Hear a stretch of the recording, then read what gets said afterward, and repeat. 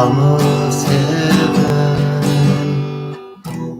West Virginia, Blue Ridge Mountains, Shenandoah River. Life is old there, older than trees, younger than the mountains, growing like a breeze. Country road, take me home to the ways I belong. West Virginia, mountain mama, take me home. Country road, all my memories gather round her. Mother's lady, stranger to the water, darker than the sea, faded in the sky, misty taste of moonshine, teardrop in my eyes. Country road, take me home to the place I belong. West Virginia, mountain mama, take me home. Country road.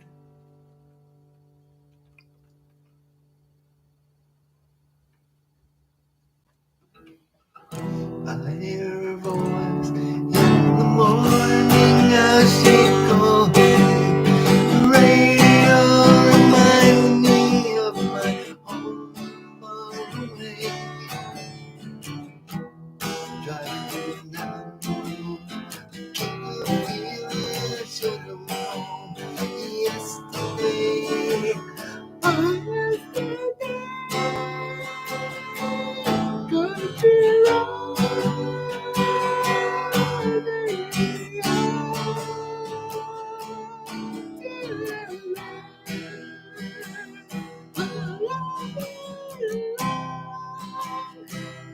West Virginia,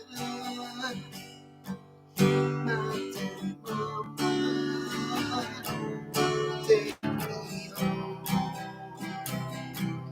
Country road,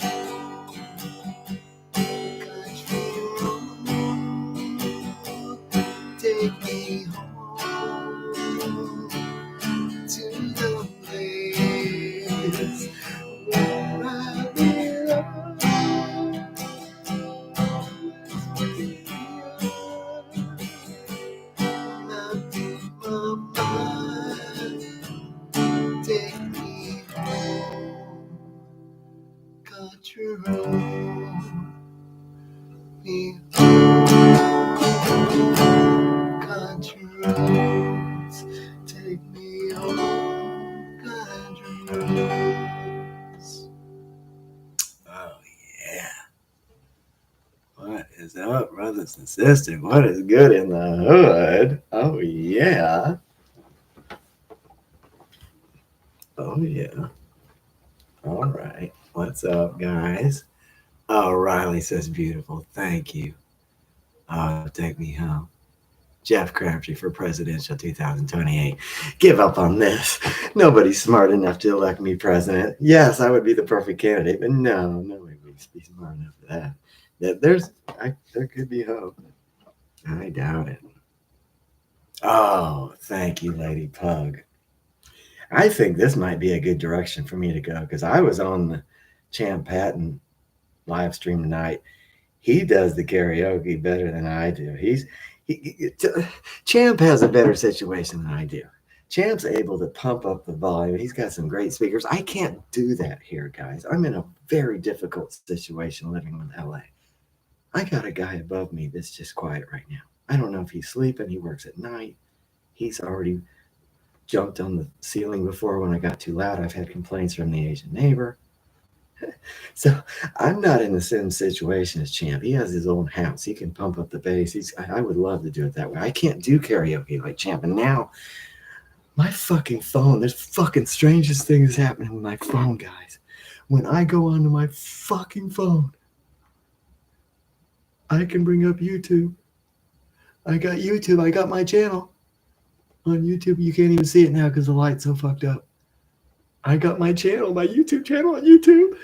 Right now, my fucking phone, when I go try to go live, I hit live. It gives me this message. It says, almost there. Trying to create more shorts to reach, it says, try creating more shorts to reach 50 subscribers and unlock live streaming. I've gone over 50. I'm at 60 motherfuckers.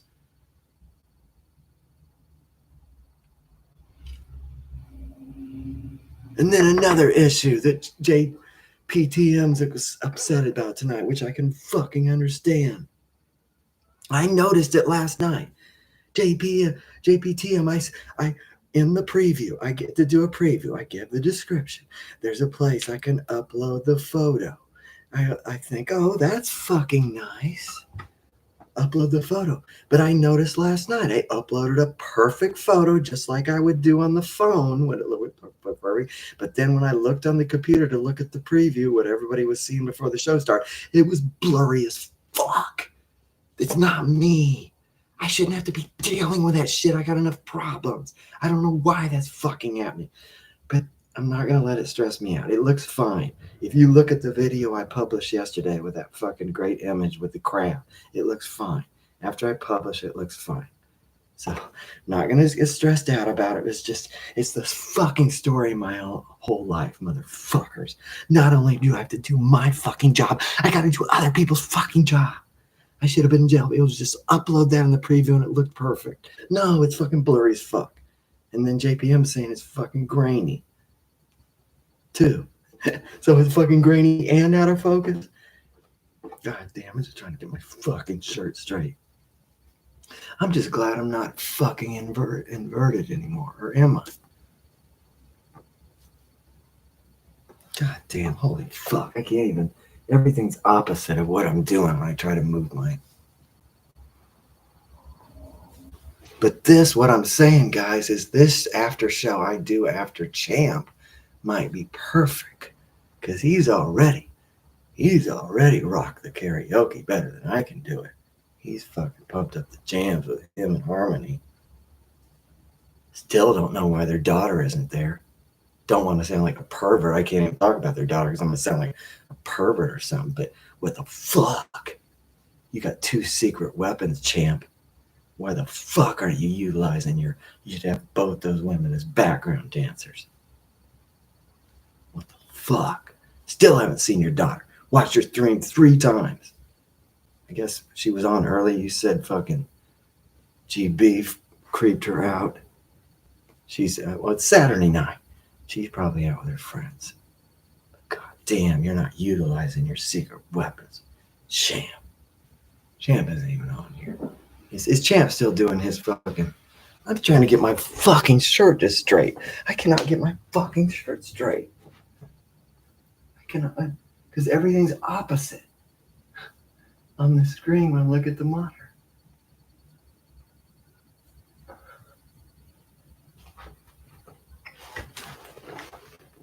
God damn, I still can't. See, when I try to go this way,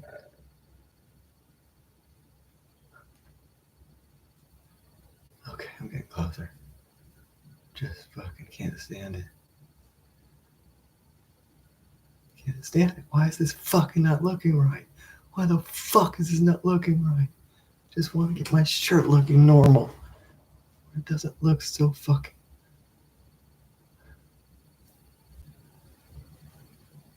Okay.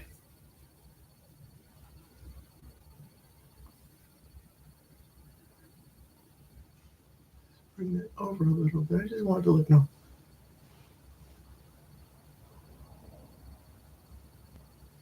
JP says, just relax, breathe, you fidget too much. Okay, I'm calming down. Okay, Lady Puck says it looks fine. Okay. Just don't fucking understand why I can't just get this.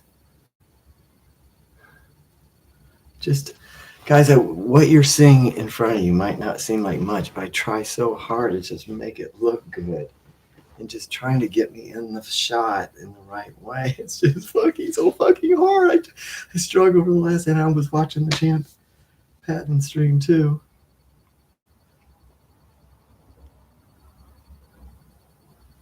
Oh, Michael says, been waiting all night. God, good to see you again, Michael, coming in here again. This has been the hardest week of my life, motherfuckers. This has been the fucking hardest week. I lost my fucking channel that I worked on over 4 years. And YouTube didn't even say a word to me. These guys have, YouTube has so many people, they don't even give a fuck. I was just a disposable. They didn't even realize they lost someone that had been on their channel for over 4 years. They didn't want to reach out to me and say, what's up? We'll give you another chance. Why'd you go crazy? No. It's just incredible. Human beings are disposable right now, guys. It's just fucking, we're in such a fucking sad era now. We are in such a fucking sad era of darkness. But you guys are the only light, the people that are here in this stream, this community that keeps going. We were fucking completely destroyed 4 days ago, but we kept connected. Thank you to everybody and I never knew it was going to be this hard to get subscribers. I never fucking could have dreamed. I had over 4,000 subscribers, and you're telling me it was that difficult for me to get 50 subscribers? What the fuck is going on? Are people so fucking lazy they can't even click on the subscribe? I sent messages to so many of my friends on Facebook. Very few of them answered back and subscribed. Very few. It's way too much. It's way too much to expect people to go to another website and subscribe. You're expecting too much. And I'm the same way. I'm sick of subscribing. I'm sick of clicking likes. I'm sick of fucking creating new passwords and logging into every website you go on to wants you to fucking create a password and username and log on to their site and create an account.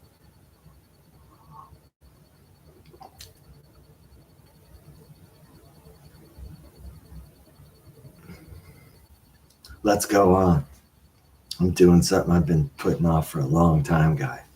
I did a lot of work on guitar, working on songs that I can do. That was the first one that I learned. Let's go deeper. I'm about to give you the most fucking incredible acoustic performance you've ever fucking seen, motherfuckers.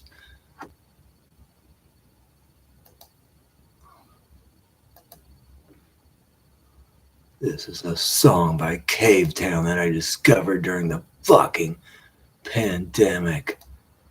I'm praying I can just pull this off now. This is not an easy one to do. Let me see if I can just pull this motherfucker off. This is an incredible, beautiful song. I'm like all old people. I don't listen to much new music, but this is a new band of young women that caught my ear during the pandemic.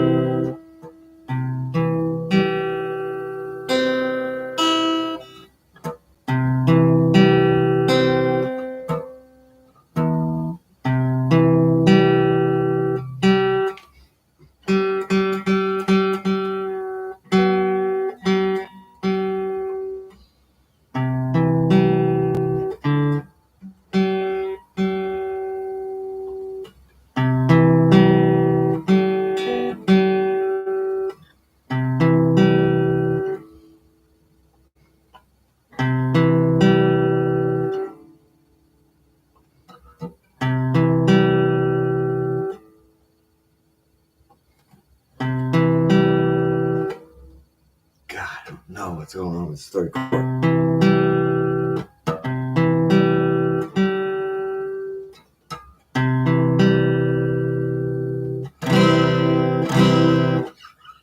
It's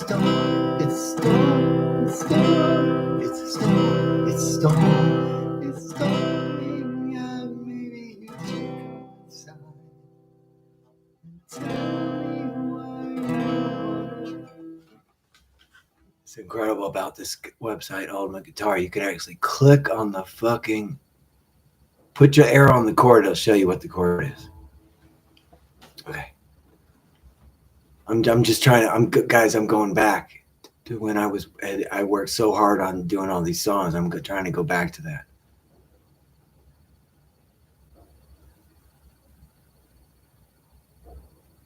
Just this verse, just listen to this fucking, how pretty this is. Such a melancholy. This is one of those melancholy pop songs that I just fucking love. It's storming out, maybe you should come inside and tell me why you don't wanna be alive. If you was mine, I'll put my shoes on and lay down on the bed next to you. If we get struck, this will make the news, the news. What a way to go out. Something is down forever talking about. To get to lay down. So bad lightning from your house.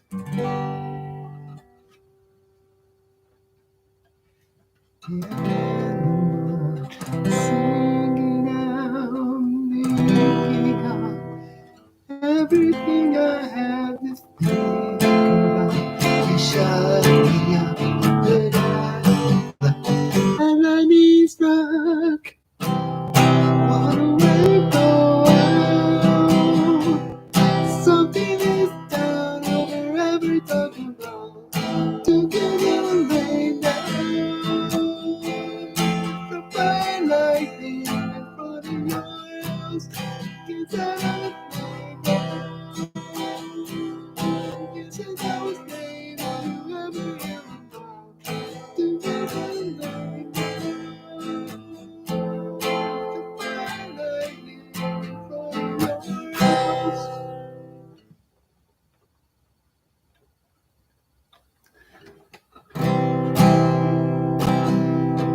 Maybe on a sunny day, you'll listen to this song. That's okay. What a way to go out. Something is down with forever talking about. Together lay down. It's the twilight in front of your house. 'Cause I lay down. You should just stay wherever you are. Together lay down. It's the twilight in front of your house. Very, very beautiful song, guys. Did you hear how beautiful that song is? And I know I didn't even come close to doing it the way they do it. Unbelievable song. Did you hear? Are you hearing what I'm talking, what I'm throwing down in those lyrics? Are you fucking hearing that, crab people? Did you hear how that song starts out? Just listen to the lyrics. When that fucking this beautiful song starts out, it says, "It's storming out. Maybe you should come inside and tell me why you don't want to be alive." Are you understanding that lyric right there? Are you grasping what this song is starting out with? This friend, she's in the house. It's storming outside. She's the smart one. She's in the house. But her friend is outside on the sidewalk because her friend is feeling suicidal. And you might think that's silly, but we've all gone through it. Guys, if you fucking relate, there's fucking things that happen so bad in this life every day. Things that fucking, just like what happened this fucking week. It makes you think, you start thinking about suicide. It doesn't mean you're going to do it. I'm such a strong person. There's no way I could ever do that like my brother did in 2003, but it's not. I've thought about it many times in my life just because I know I don't have to feel guilty about it because there might be paradise on the other side. I don't need to feel guilty about it. I could fucking slit my throat right on the camera right now. And I know I don't need to feel guilty about it. It might be the most, see, my brother was a very logical person. That's probably why, that was part of why he did it. I mean, he was sick, he was on medicine, he was going through a lot of depression and sickness, but also his logical mind was saying, "What the fuck? I'm going to die anyway. Just go to the next level." That even though you think I was crazy right now, if I just killed myself, if I took a razor blade and just slit my throat right now, you guys think, "Oh, I'm crazy." That might be a fucking logical thing to do, because if I go to the other side, I might immediately go into paradise. I don't have to go through all this shit. But I love you people too much. That's why I stay. I want to be with you as long as I can to try to help you go to the next level. Because there's so much fucking ignorance out there right now. It's incredible. I'm going to try to help you before I go. There's so much fucking ignorance. There's so much news coming at you, and they're not giving you both sides. You're getting the partial truth, and then it's so sad when you realize, when you meet somebody that's just accepted that partial truth, that one viewpoint is the whole truth. Yeah, I know. I wish I could commit suicide. I don't have the guts to do it. I love myself. I love you guys. But it sure would be a lot easier, because the shit I fucking have to go through to keep this body going and this life going and this fucking small apartment keeps this going.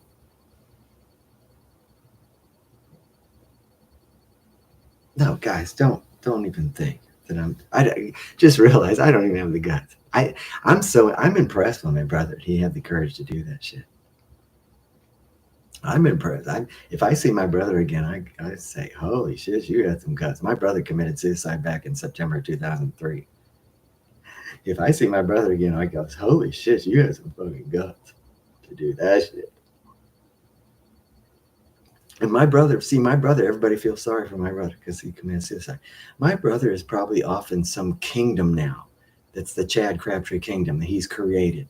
And I know someday, after this life, when my journey's through eternity, I will be welcomed into the Chad Crabtree universe.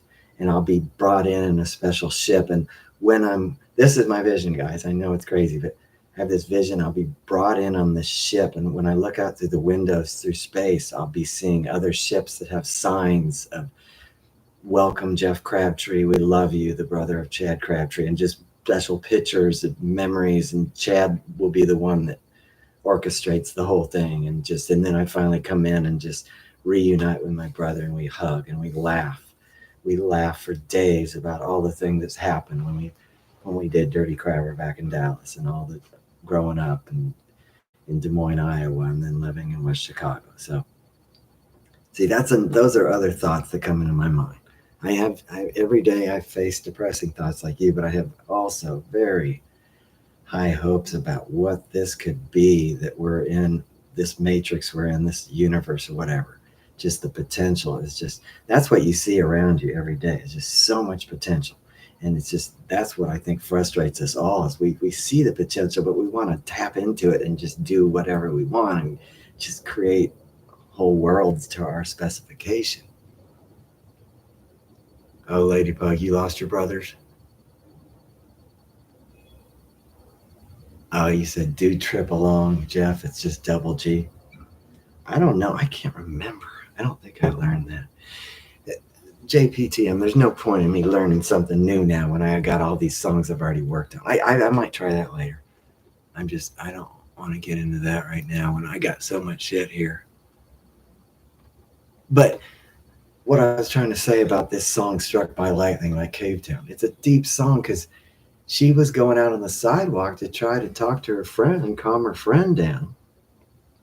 And then this part of the song where it talks about how if we did, she loved her friend, but she's also concerned because it's a storm. She's thinking, are we going to get struck by lightning? Her friend doesn't care because her friend's thinking suicidal thoughts. Her friend doesn't care if friend probably hopes she gets struck by lightning, but the logical friend is laying next to her, going, oh, I'm laying next to my friend trying to calm her down, but are we going to get struck by lightning? And then her friend in the song says, years from now, people will talk about the two kids who died. They got struck by lightning on the sidewalk, which is just such a sad thing because it's like she realizes that's the only thing that could get her in the news is that she gets struck in lightning. That's the era we're living in. The people that have the stars and the power and they control everything. There's no way we can get into that world. So there's nothing we can do to get into the news. So she's saying this. If we actually get, she's thinking to herself, if we got struck by lightning, then we could actually be somebody people remembered years from now. But if we don't get struck by lightning, nobody will fucking remember us. Anyway, I'm trying to.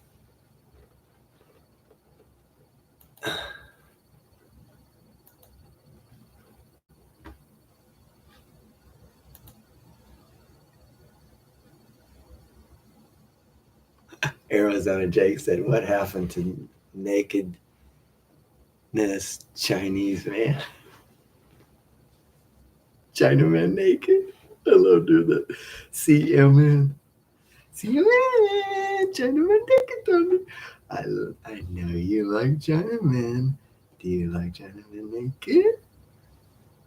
Is Champ still doing his karaoke? I don't see Champ and um, Harmony on here right now. Are they Lady Pug? Are they still doing their karaoke stream right now?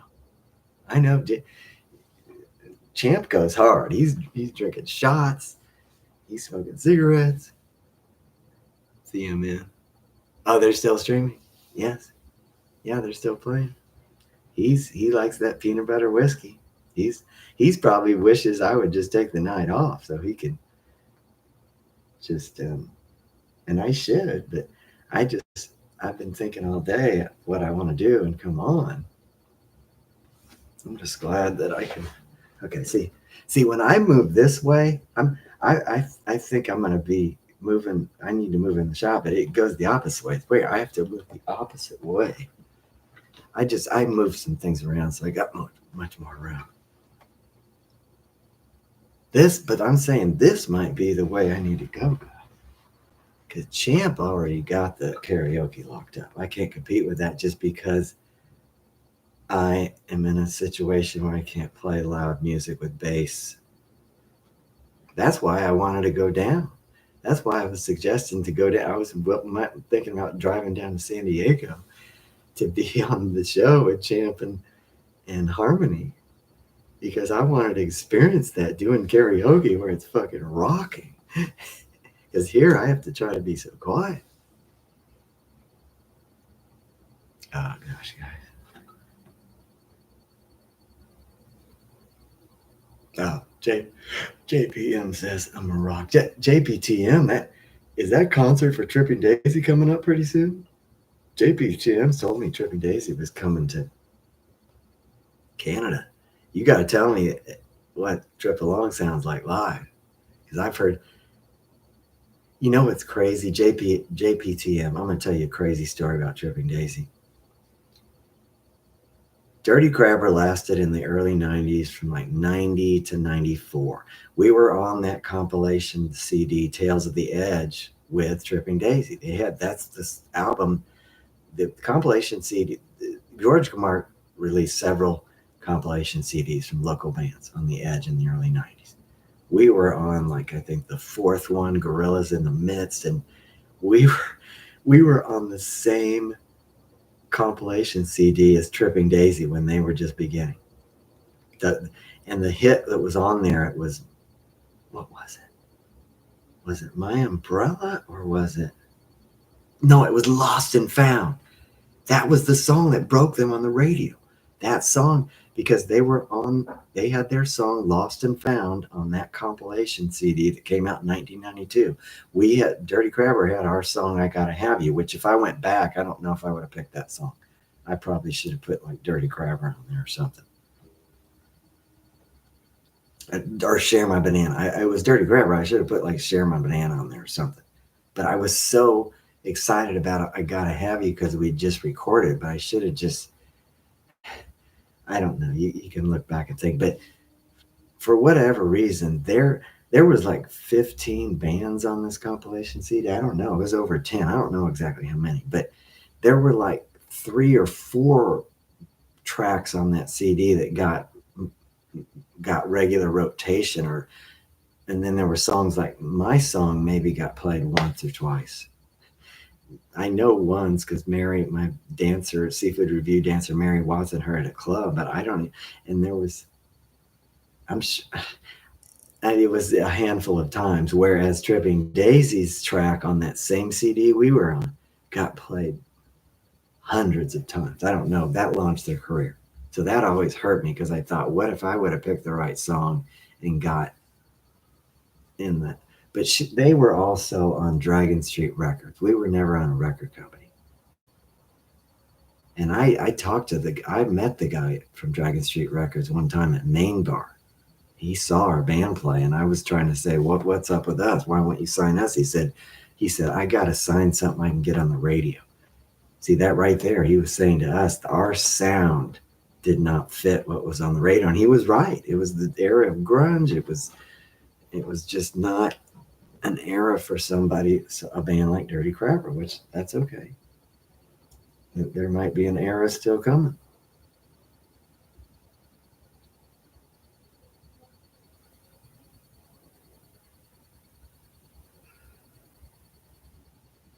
Oh, No Care says, oh, wow, the guitar. No Care, are you?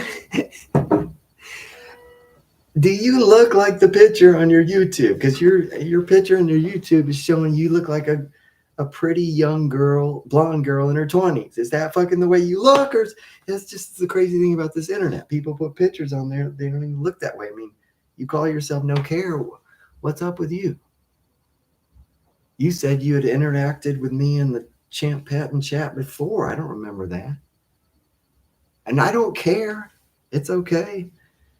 If you're a 50-year-old man putting a picture, making it look like you're a 20-year-old blonde pretty girl, that's okay.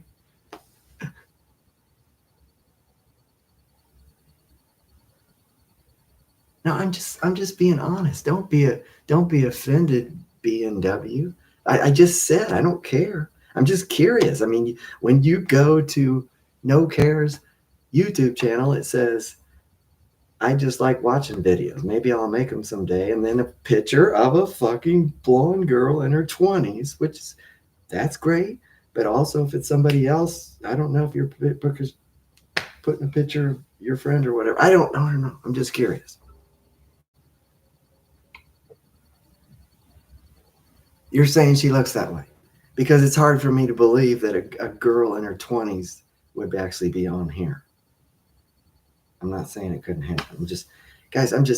This whole experience, guys, is very strange. Just try to realize that. I'm just trying to, and I'm getting hit by so many people. Most of you people are authentic people, but we've had some people in here posing as other people.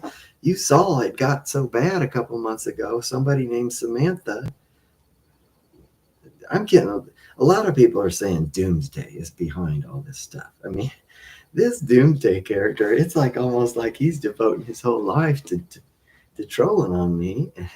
But it seems like he has love for me because sometimes he makes nice comments. So, and then some people are even saying last night the Jennifer Corbin post was from Doomsday.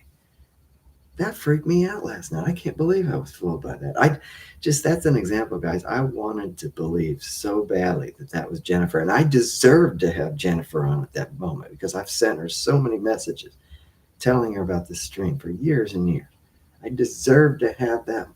And the person that was doing those messages did a little research because they said things, they made comments that I believed Jennifer would have made, and those were comments that only someone that knew a lot about my story could have made. I mean, not everything, but knew more than the average person.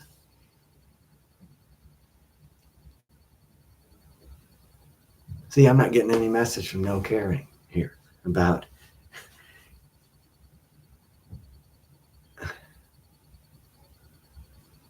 I don't like that. If you're not a fucking pretty young blonde girl in your 20s, don't fucking put that picture on there. Everybody put a picture of something that looks like you.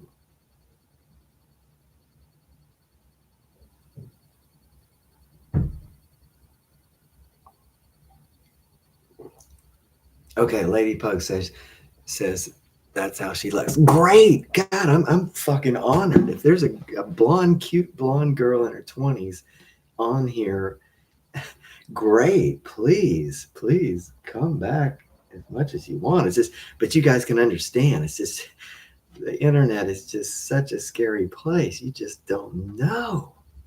You don't know who everyone is. I guess there's no way to ever know until you actually see the person in person. I mean, I get the feeling that most of you people are authentic.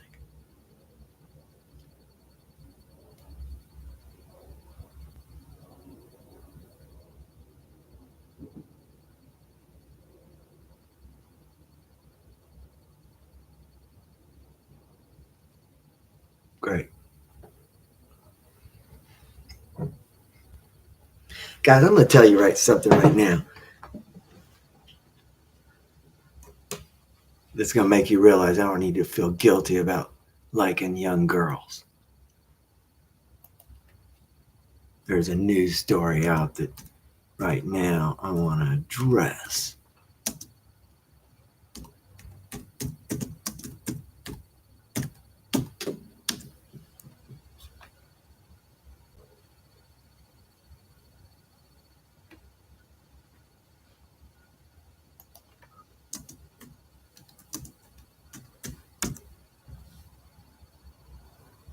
Okay. Have you seen this story recently about the past coach of the Patriots, Bill Belichick, is with a girl named Jordan Watson? Have you seen this fucking story? I'm going to read it right here to tell you the fucking details of this.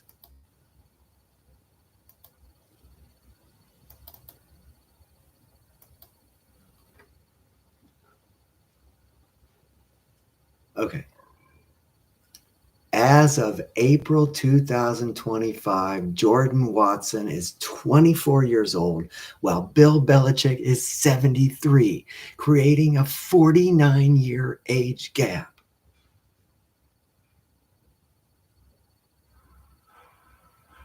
Bill Belichick is 73, and Jordan Watson is 24 years old. It's 49 years difference. But it's okay. It's okay because Bill Belichick is a very rich, powerful man. It's okay. But this is what I want to ask you right now, because I'm going to be honest right now. I'm going to be honest. If no care really looks like that, really is a pretty blonde girl in her 20s, I would love to go out with no care.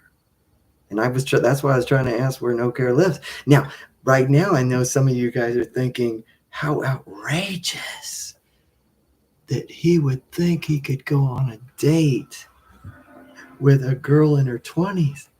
Even if no care is 21, what's the difference of that? If no care is 21, I'm 58. So that's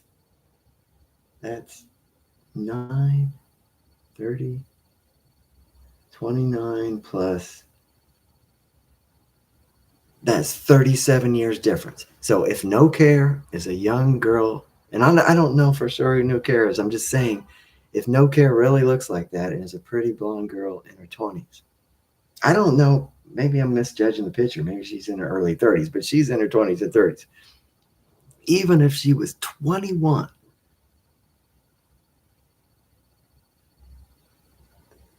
let me do that again. 29 plus 8. 29 plus 8. 7. Okay.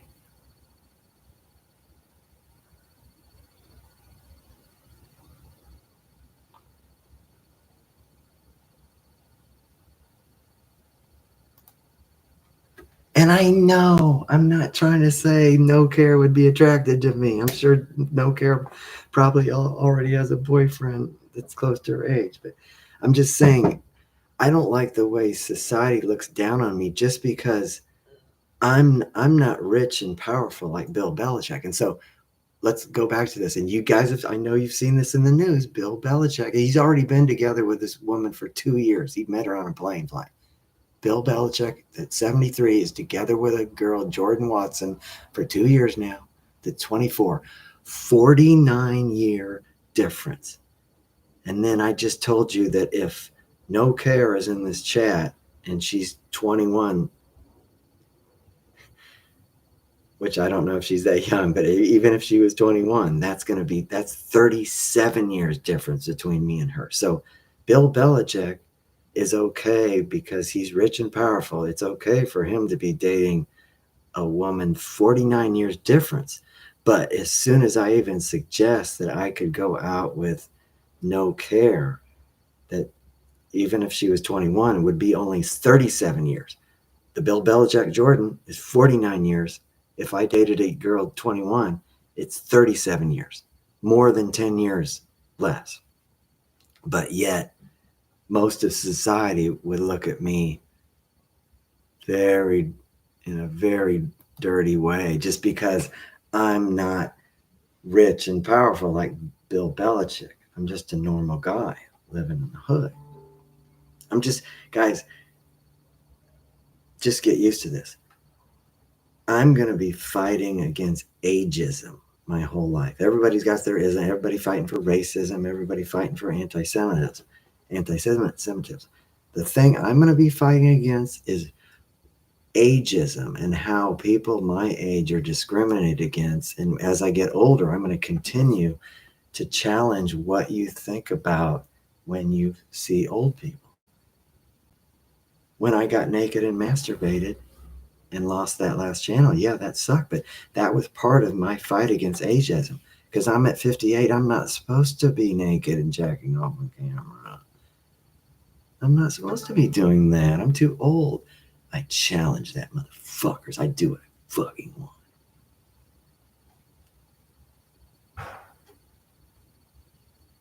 There's so many people that don't give me respect now. YouTube is just one of the many people that don't give me respect. Because everybody worships the current times and the current trends that have been going on for so long, the current stars that have been in our face for over 20 years.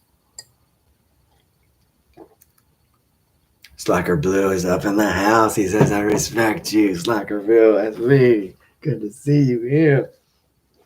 Slacker Blue, have you noticed because now that my channel's gone, when you type in YouTube, Iron Patriot, Kill Tony, the first thing that comes up is your video. You got to be happy about that, Slacker Blue. Because ever since my channel left, yours, and see, that's the thing about this, guys. You got to realize, you might think I'm down now. I only have 60 subscribers. I'm down now. Guys, I've went through this so many times. Ever since I left Kill Tony, there's been times I disappear, then I come back. And the reason I'm always able to come back, guys, I'm still plugged into the system. I'm still getting messages from people that are just now discovering those beginning Kill Tony episodes. They're like saying, oh, they'll send me a message, say, and I just got a message from a guy a couple days ago. He says, oh, I'm on episode 19. He was already so excited, and Tony keeps saying my Twitter, which is connected to, God, I got to change my Twitter to my new YouTube channel. I haven't even fucking done that. I got to do that right now, guys. I'm sorry, before I forget. I did it on Facebook. I got to get my link of my channel and change it on Twitter. Holy fuck. Because that's the link. That's the Tony on all those early episodes that, by the way, are on fucking Spotify. Kill Tony is in the top 20 in Spotify, and I'm in those beginning episodes. If you go to Spotify and search for Kill Tony #2, I'm right there. So just that's what you guys got to realize about me. I could disappear for months, for 3 months now. I'm still plugged in. This is happening very slowly. There's still, and see, when somebody sends me a message and says, "Oh, I'm on Kill Tony 19," they don't understand what's about to happen, because when you hear those beginning episodes, you're thinking, God, Tony, Brian, and Iron Patriot, they're such close friends. This looks like a friendship that will last forever. So when they're on 19, they're just thinking, they're already reaching out like, man, you must be in the fucking, you are in the mix like a motherfucker. But that they don't realize. After 34, that's when my downfall begins, and Tony begins his hatred. Brian and Tony both begin a hatred, and they want to put me in my place, and that never went away. I mean, yeah, they brought me back for Kill Tony 100, but they put me in my place in that episode. It was not the same relationship we had in the beginning, where they were real friendly and gave me an equal love on the show. They said, we're going to put you in your place, and they're still doing that today. They won't even talk to me. So I can't remember what I was going to say. But things are good. Things are good right now. I got the channel back going live. This might be a good direction here. I think, guys, I was ready to make a change and just get more comfortable. I like dancing, guys. I like doing all that, but I was ready just to fucking settle down and get comfortable with you people, and see, when I was standing up, I was on that. I tried to do a guitar, but I was on that creaky stool. I have a creaky stool that no matter, I'd tighten the motherfucker up as strong as I could with fucking, this guy even had a screwdriver that fit. I tightened up every bolt. It'd still fucking squeak. And then when I would sit there to try to do it vertical over here, when I had the camera up high, I couldn't. It was just, it's just right now I feel so much better. I'm loose. I got plenty of space to play my guitar. I'm thinking this might be the perfect after show for Champ Patton's show. I don't know what Champ and fucking Harmony are thinking. End your stream and get over here to class, motherfuckers.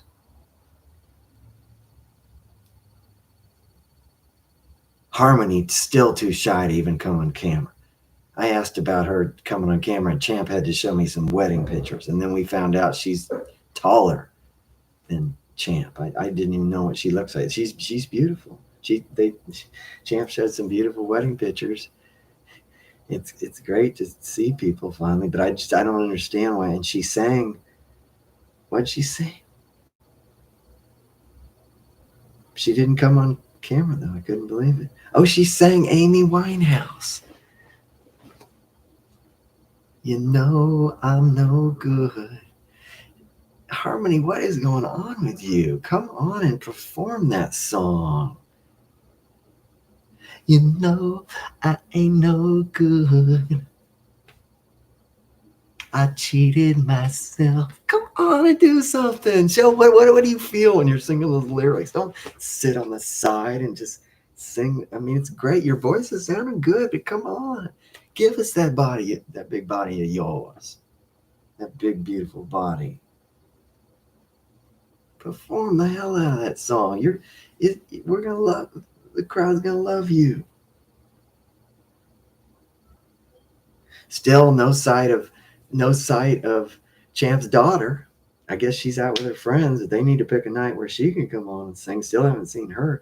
Champ has two incredible weapons with his daughter and his wife. And like I said before, I shouldn't feel guilty for being in love with Champ's daughter, because like I said, if she's 21, that's 37 years difference. And I just explained to you that Bill Belichick is dating Jennifer. That Jennifer woman that's 49. Was it 47, 49 years difference? 49 years difference. Society's okay with that. Society's okay with that, because Bill Belichick's a powerful rich dude. So there's a different standard for me because I'm not a rich, powerful person. Guys, I'm going to try to just see, this isn't when I got caught by YouTube doing masturbation eliminated. It's not about what I did. I'm trying to change the perception of where our eyes have gone bad, the way we look at things, what we look at, this is bad and this is good. It's just terrible. That's what I'm going to do before I leave. I'm going to change everybody's the way. I'm going to try to change the way people look at things and make them realize they're looking at things in a fucked up way. Oh, Champ up in here, Champ. Champ, great stream tonight. Great stream. I like the improvements. I like you have the lights swirling like this. I'm gonna do the lights like you had it. You had good lights before, but they're just kind of blinking. Tonight, Champ, you actually had the lights swirling like this. Champ, did you get some new lights or what happened? Champ, did you already have that a way to? Because I never saw you do that before, where you had the lights moving. Unbelievable. Champ, is Harmony coming up in here too? Is she out for the Champ? You drinking all that whiskey and smoking cigarettes? What does Harmony do? What does she smoke and drink? What'd she do? Oh, what bitch? 420. Jeff, chill, bro. Guys, I'm beyond chill. That's why I'm able to say this shit. Say chill. That's what I'm trying to get everyone else to do. Is chill.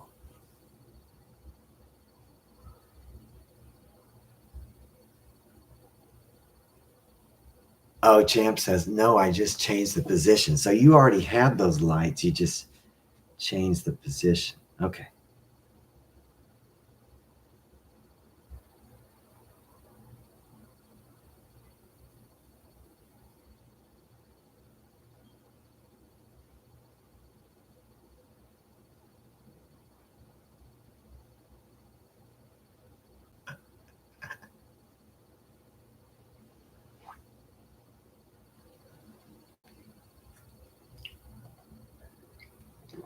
It's amazing the power when you have money. Because I just told you how Jordan met Bill Belichick. They were on a plane a couple years ago. Just try to imagine that scene. Somehow they got put next to each other. And Bill Belichick's fame and power and wisdom was turning Jordan on so badly. And if she was sitting next to a normal dude that was his age, she wouldn't have fucking she probably wouldn't have said a word. But this dude, it just intoxicates women, the money and the power.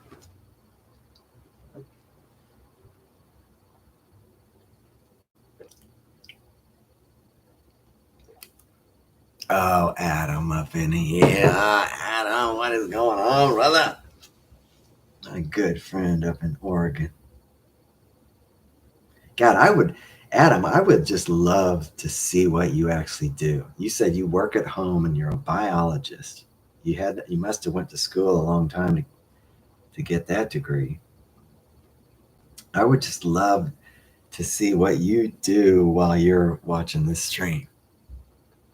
Oh, let's get hammered, etc. So yeah, Adam, are you a big drinker? Is that what you like to do?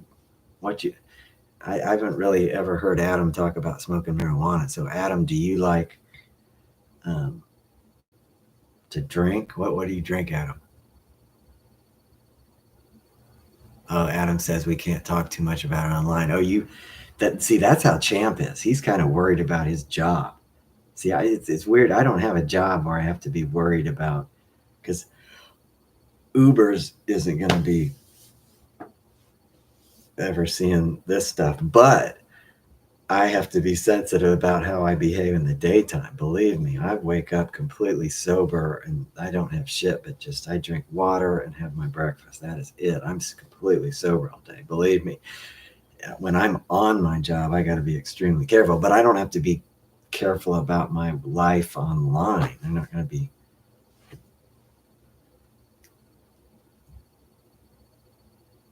Oh, Adam, you don't really drink. So Adam, you don't do anything. Adam, do you smoke marijuana? I don't recall it you ever telling us if you smoke. I know music up in Chicago. I know he smokes. I know Riley smokes. Oh, Champ says, I wish I could tell you more. Yes, Champ has a state job down in San Diego. So I get it. He wants to protect that job. He's probably making good money working for that's not easy working for the state. Oh, what's up, Alberta Wong? Thank you for being here. Thank you. We love anybody. We love new people on here. We love old people.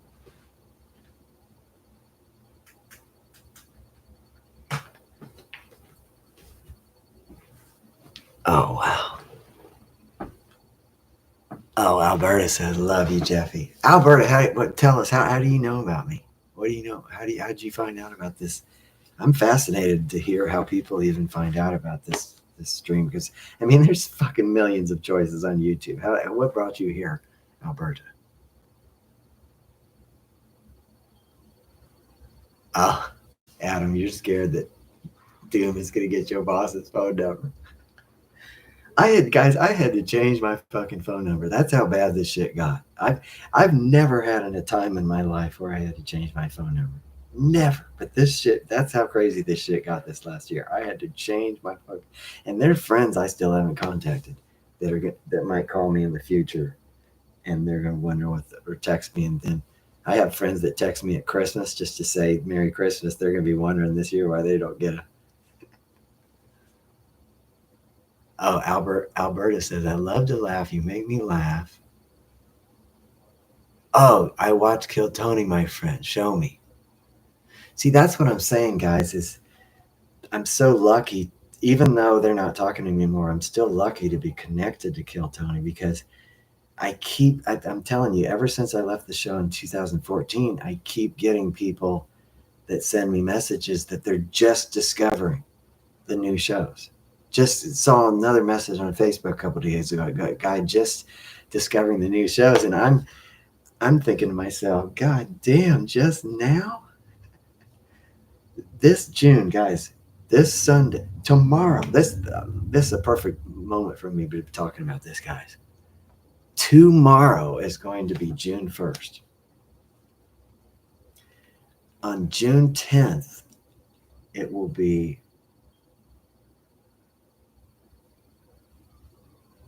June 10th. It's going to be 15 years. No, 10, 12 years. It's going to be 12. I first went to Kill Tony on June 10th, 2013. And by the way, they say that was the first Kill Tony when they did the anniversary, even though the real first Kill Tony was June 3rd, 2013. It was called Hinchcliffe Notes. And I was planning to go that day, but I got so scared that day I couldn't even do it. I had to wait another week.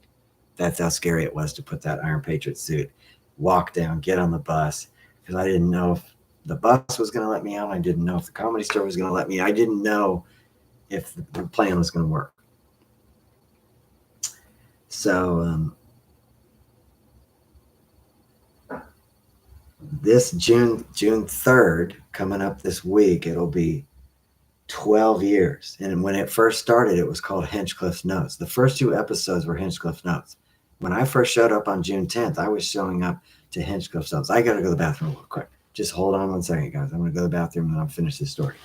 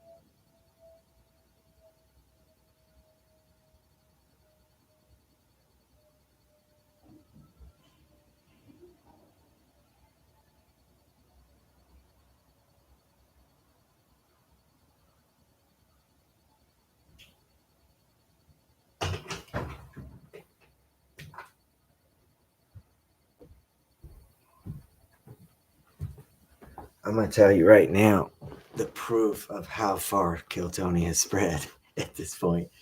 I was taking an older black gentleman to the airport today, late in the afternoon, right when I was about to, the last ride of the day.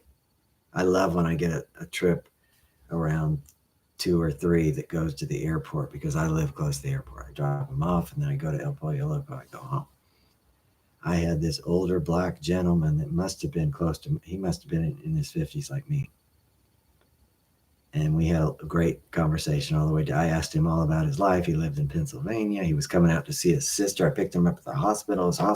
His sister was in her 60s, had some kind of heart condition, but it looks like she's going to be okay, but came close to dying. He flew out for the day from Pennsylvania. So I get in this conversation with him. And I wasn't even going to bring up Kill Tony because he's not the demographic, a black guy in his 50s. He's it's usually white guys in their 20s, 30s, or 40s. So, but somehow he asked me what I was, because I told him I lived in Hollywood before I moved to Baldwin Hills. And he was asking me what I did there, why I went to Hollywood. And I told him the story about Kill Tony. And it turns out he's seen it.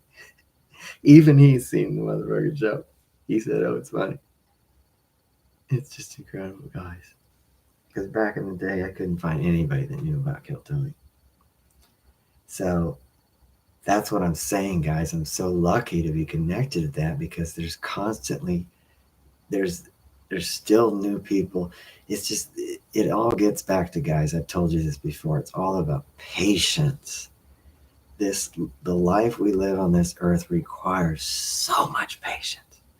Don't you think I wish this would have taken off so long ago? Don't you think I already wish the documentary had come out featuring me? But I don't know what to think about the documentary. They said last year, they said Peter Shore, the Comedy Store, was going to be coming out with a documentary. Don't know, haven't heard any further news about that. It's not very encouraging that Peter hasn't even reached out to me because if you tell the beginning of Kill Tony, it's not going to be worth a shit if you don't have me there telling you my memories of it. It's not gonna be very good.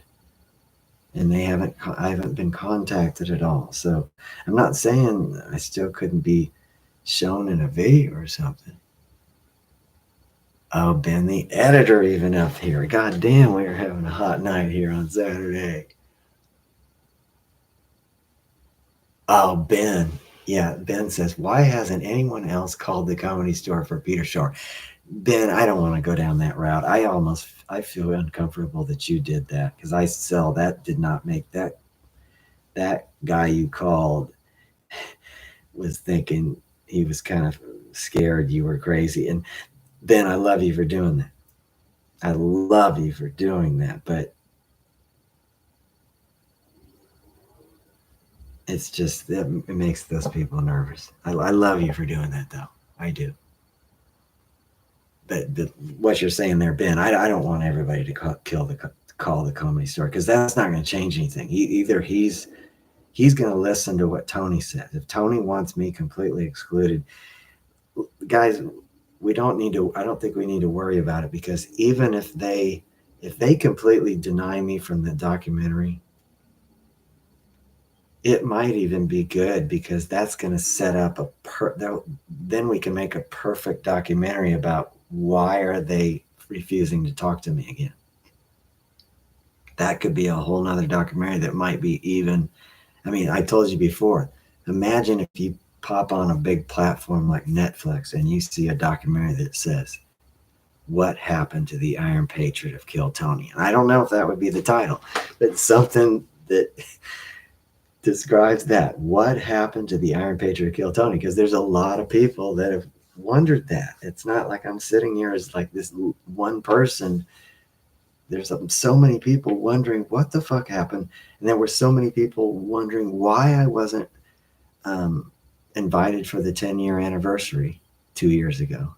I mean, there were people, when that 10-year anniversary was about to happen, there were people in the streets of Austin. I saw on other shows, that show that they did in the back alley, they sent me a message. It was called Kill Alley or something. They would just interview because the comedians had to wait in the alley behind the comedy mothership in Austin to wait in line to see if they could get picked to. So only a few would get picked to come into the actual club there, but they're out in the alley.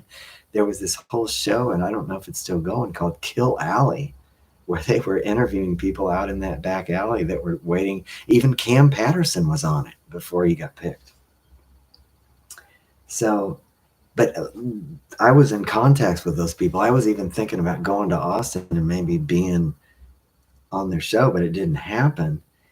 But they sent me a message saying people were asking about me, if they were asking if the Iron Patriot was going to be there. So this is a lot bigger than me, guys. But I'm just saying, I just feel like there's got to be a documentary coming in the future, regardless of the way this thing goes. Oh yeah, Michael says. Michael, did you see that show? Look up on YouTube. I think it's called Kill Alley.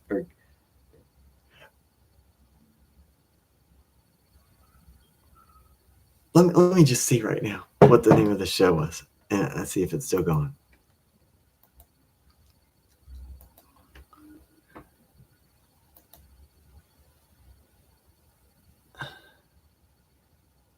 I'm going to type in Kill Alley, Kill Tony. Kill Alley.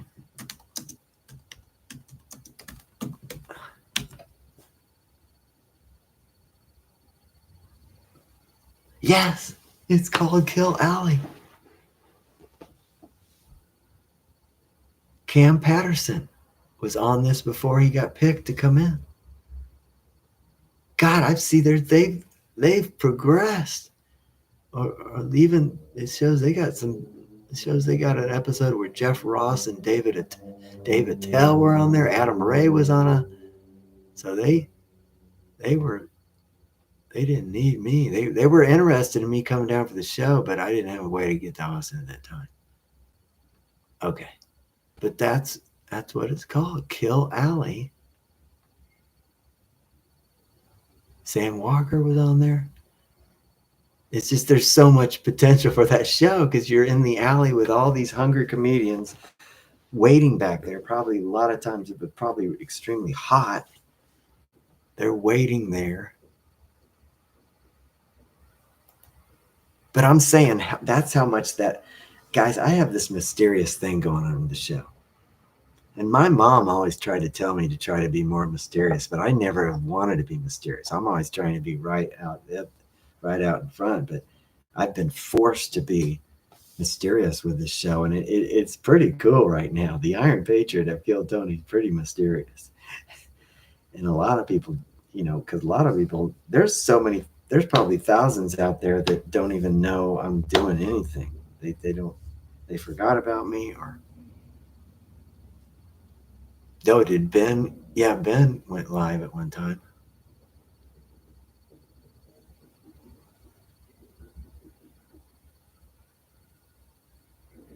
Harmony's in here. Says Jeff has some peak experiences. Man, Harmony, I could tell we're gonna be good friends. Our beginning was turbulent because you hurt my feelings, and I didn't know where I thought you were judging me, but you were just acting natural how any parent would act. Guys, Harmony and Champ, I had this vision of like when Champ said sounds great, I had this vision I was gonna like be eating breakfast with you guys. I'd be like with the whole family. I'm eating breakfast, we just joking and shit, saying, "Oh, what a great." And then that vision came crashing down. And I'm not saying, guys, I don't know if I could have made it down there. That's a lot for me. I don't go very far. I do my Uber job, and after that, I don't go very far. It's funny.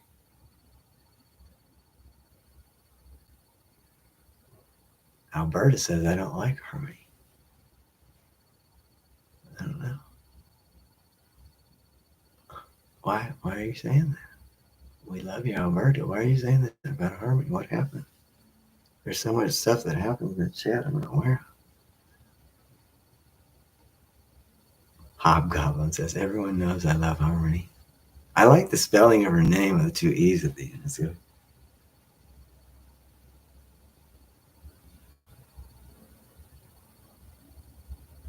Oh, I don't know why I don't go to Austin. It's just hard for me to change. I'm just happy here. And plus, you got to realize, JPTM, you got to realize my parents live in Palm Desert, which is by Palm Springs, 2 hours east of here. My dad just recovered from knee surgery.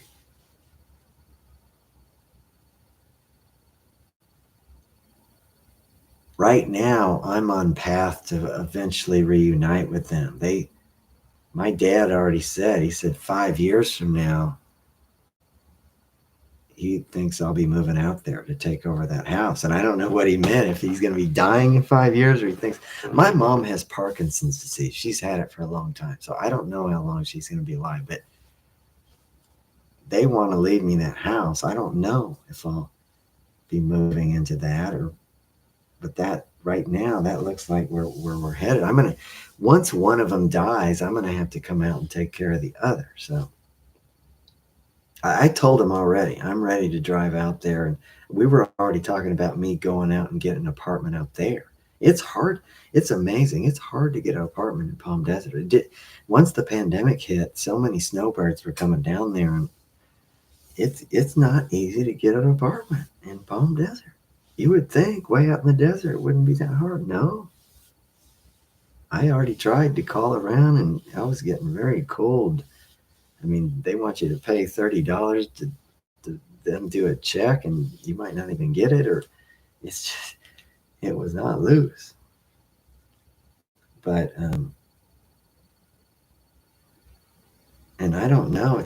I don't know if it's going to be a hard place to live, because with global warming, they keep getting hotter temperatures out there, and they're already up 110. Someday maybe they might reach 113. Who knows? So, I mean, by the time they give me that house eventually, I might be living out there. It might be like Mars. It might be like 130 or 140 degrees.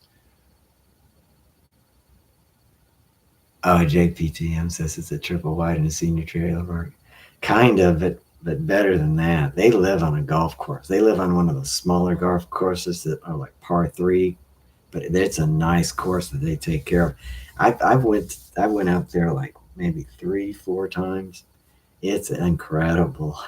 Yes, it is actually like some kind of mobile home thing they converted into a house, but damn, is it nice. Right outside their windows is a par three, right in front of the window. But I never even got to shoot on it once, because you have to pay $20, and my dad is not going to break the rules, even if you're a guest. I mean, it's incredible, because when I was a young kid, if I would have saw that hole in front of me, I'd have been out there all day long just doing it over and over. But people play on it, and they don't want anyone fucking with the flow. Even if you bring a family member, you're gonna have to pay $20, and that's how cheap I am. I went over to where they had a little putting green and stuff, but oh, Alberta says, why? I didn't say a bad thing about you, Alberta. I was wondering what's up with, why don't you like Harmony? I mean, everyone, you have a right to feel that way. I was just wondering. I'm not judging you for it. I'm just saying. I don't like to. I like to see everyone getting along in this chat,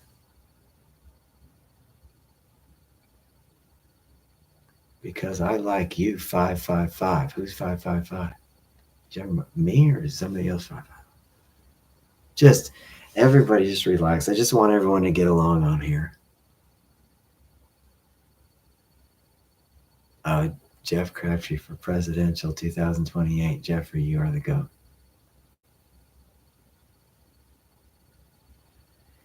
Yeah, I don't know if me and my brother would be living apart, because I think that was a big part of the problem. It's just we kind of felt weird living together, and we knew, because most of our friends were getting married or with girlfriends, and I guess we probably knew we're kind of looking and thinking, man, this is going to be weird if we live together forever. Guys, it was not after Dirty Crabber ended in 1994. Me and my brother kind of went in seclusion because that was so hard when that band ended that we didn't want to see any of our friends anymore because it's just we could see it in our friends' eyes. They knew we had failed. We couldn't see in our friends, and then we were living with my parents from like 1994 to 1999 at Lake Highlands, and then they moved to Vermont, and then we moved into over at the Village Apartments, and we moved over there in like 2000 or 1999, 2000. And the 2 or 3 years we lived before my brother took his life, it wasn't good what we were doing. We had no friends. It was not good what was happening. And I mean, I was DJing, and my brother wanted to get into it, but I was barely making enough money myself. And then he suggested he was going to go back to work. He'd already worked at Bed Bath and Beyond for a long time, but it was a hell job. It was a hard ass job. And he took some time off, and he suggested we were going to try to get him in the DJ world with me, but it was just too overwhelming. We just had one truck. And then he said, well, I guess I'll go back to work at Bed Bath & Beyond. And I just kind of let him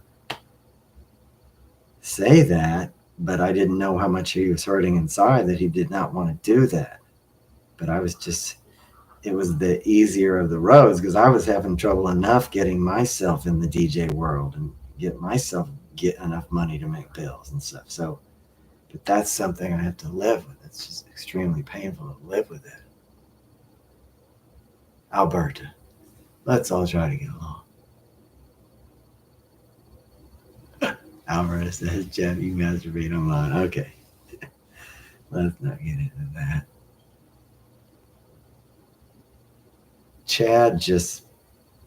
Chad investigated how to commit suicide and found a pretty easy way to do it. When I found him, he had a bag over his head. He had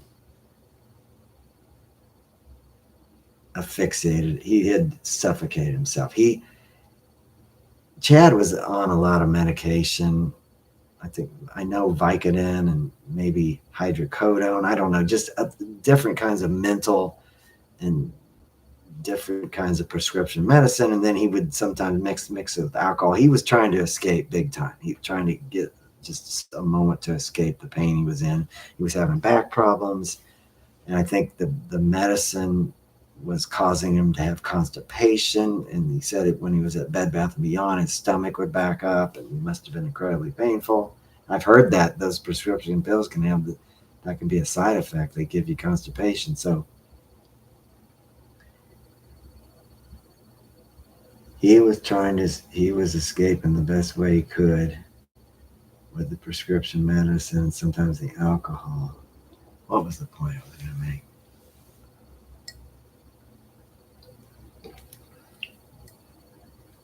Okay.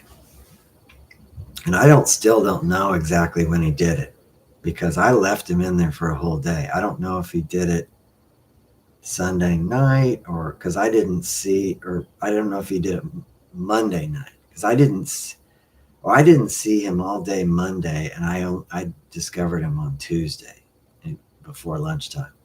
But I left him in there all day Monday, so he might have already killed himself on Sunday night, and because he was hard, he had rigor mortis had set in big time when I discovered him Tuesday morning. So I think I had left him in there all Monday, just thinking he needed some time to be alone.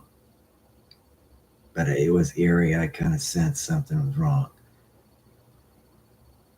But I think before he put that bag on his head to suffocate himself, I think he used what he had to get extremely fucked up. Who knows how many pills or alcohol he took to just get him in where he was so out of it that he was just able to put the bag on. And then once he knew that once he came back, he was going to just suffocate, but he knew he was so fucked up he would just die. So basically, I mean, my brother was smart. He found a way. He wasn't like one of those motherfuckers that jump off the San Francisco Bridge or do it that way. Those are some crazy people that jump off buildings. My brother was smart. If he was going to do it, he was going to find the least painful way to do it that you could. I'm sure he just fell asleep and managed to put the bag over his head. And then when he suffocated when he tried to wake up, but he didn't even feel it. He probably just went right on the other side because he stopped breathing and he was so out of it. He didn't even, that's my theory of how he went. I'll see you later, Ladybug. Oh, Adam says Brody was able to use a clothing item and a doorknob. Yeah, they're gonna have to make a movie about that.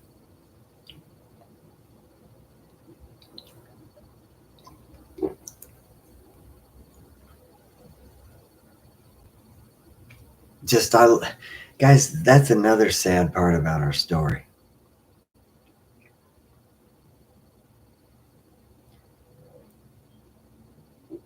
We were sick of each other in a lot of ways. We were like did you see the Milli Vanilli guys after they were discovered that they were lip singing and their career went down? You could see how it was hard for them to still be around each other because being around each other reminded them of their failure.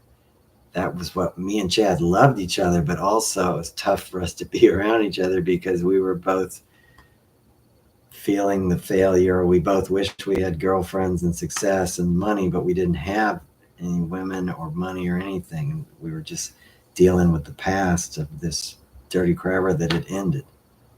And I didn't need to end it. I could have kept it going, but I think the marijuana was a big influence. My mind went other places. I just didn't want to worry about the stress of doing a band anymore. And then once I stopped wanting to do Dirty Crabber, it all fell apart because I was the sun. It was like the sun in the middle of the universe had stopped shining. So my brother wasn't the type of person that was going to go out and talk or was going to call club owners and keep the promotion going. He wasn't that type of person. So once I stopped promoting Dirty Crabber and being the manager, it was over. There was nobody else who was going to be able to take the thing. So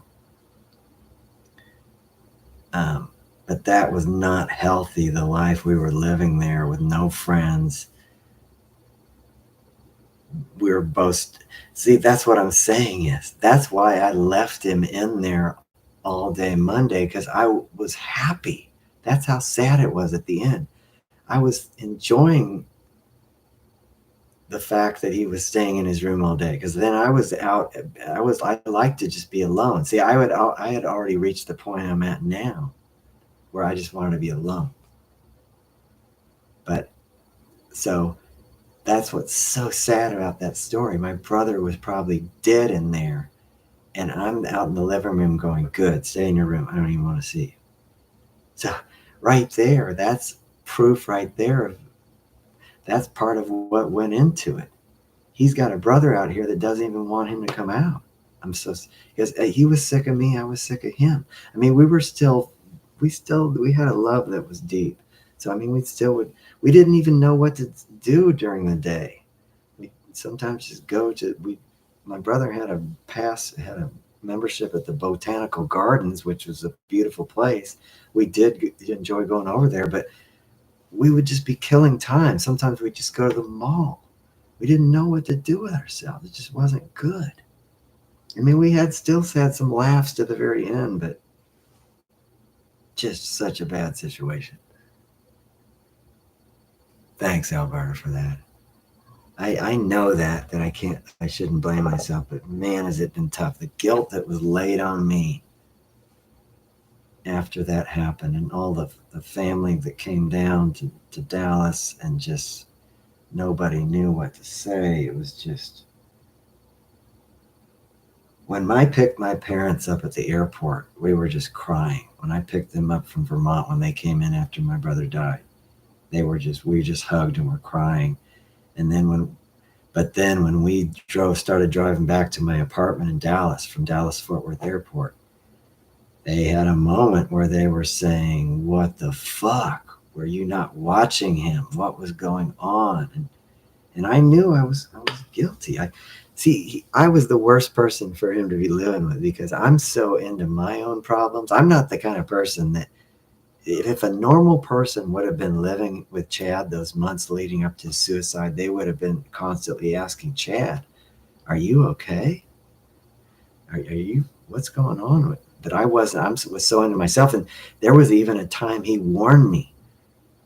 I don't know if this was a month or two before he committed suicide. We were out at White Rock Lake, and remember him. He was throwing rocks at the lake and skipping them across the water, and he was so down. He just looked at me and said he didn't want to go on. He told me, "I don't want to go on," and I didn't take him serious. I said, "You're being a pussy. What the fuck are you saying?" I did not think he was serious. But see, that's what I'm saying. A normal person would have heard that and been, after that, they would have been watching so close. But I was going through so much. I was so depressed about my life.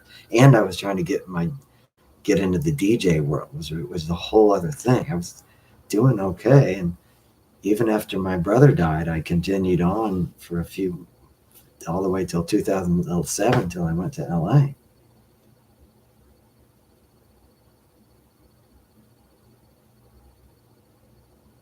No, police didn't think it was suspicious. They knew. They could see the look on my face that I had lost a brother I loved very much, and I was in shock.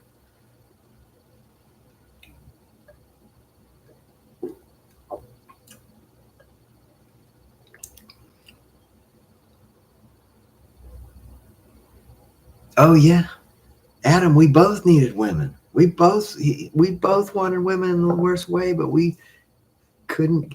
When we were in Dirty Crabber, we might have got a woman, but once that ended, I gotta go to the bathroom again. Hold on, guys. I'll be right back.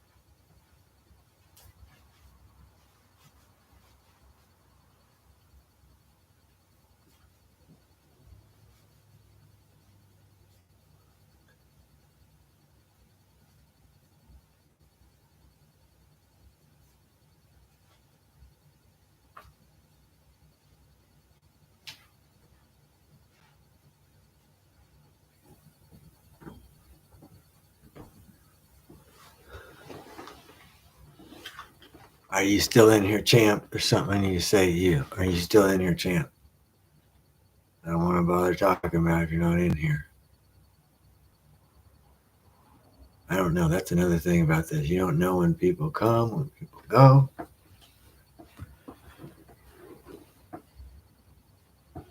I got to get on that beer. Hold on. Let me look at this light here. Should I adjust this light and make it lower? Yeah, I think I should. Yeah, let's try this. This looks better, I think. Does that look better, you guys? I took the light down.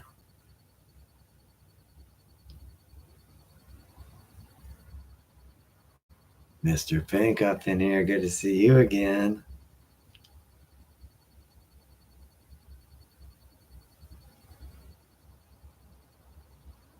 Oh, you think that looks better? Yeah, I should have did that before. There's so many details of this, guys.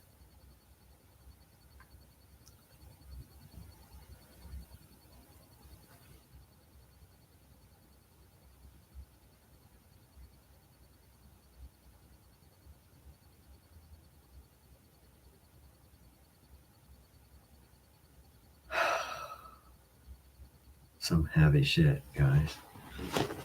Let me get another beer. Hold on.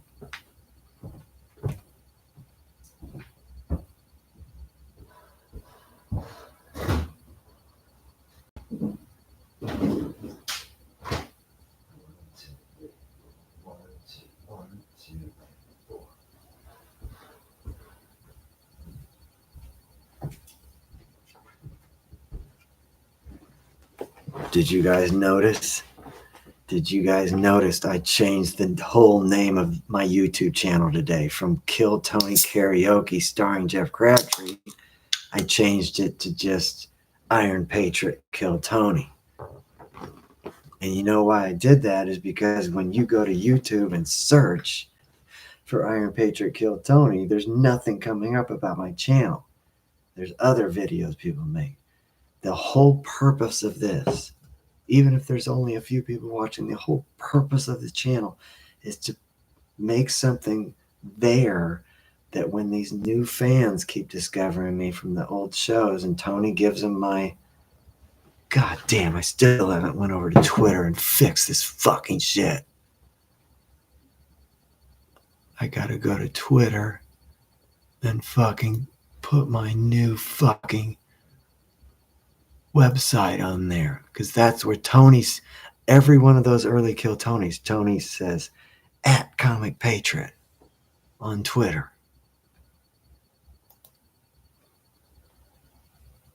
I got, fuck, I gotta get it. I'm trying to get the, okay.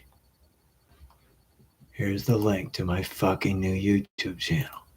Okay, now gotta go over to fucking X, which that name makes no fucking sense. Twitter was the name because you were tweeting on Twitter. 2 words that had TW. It makes no sense now. You're tweeting on X.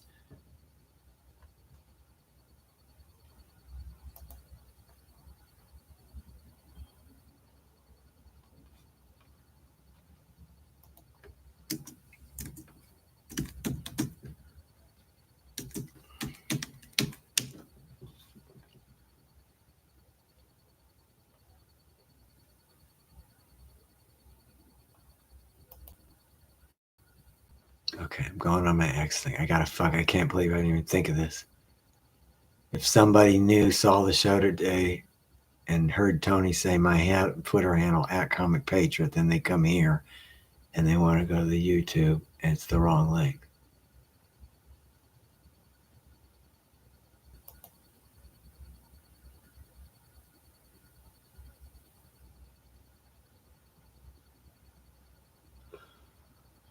Okay.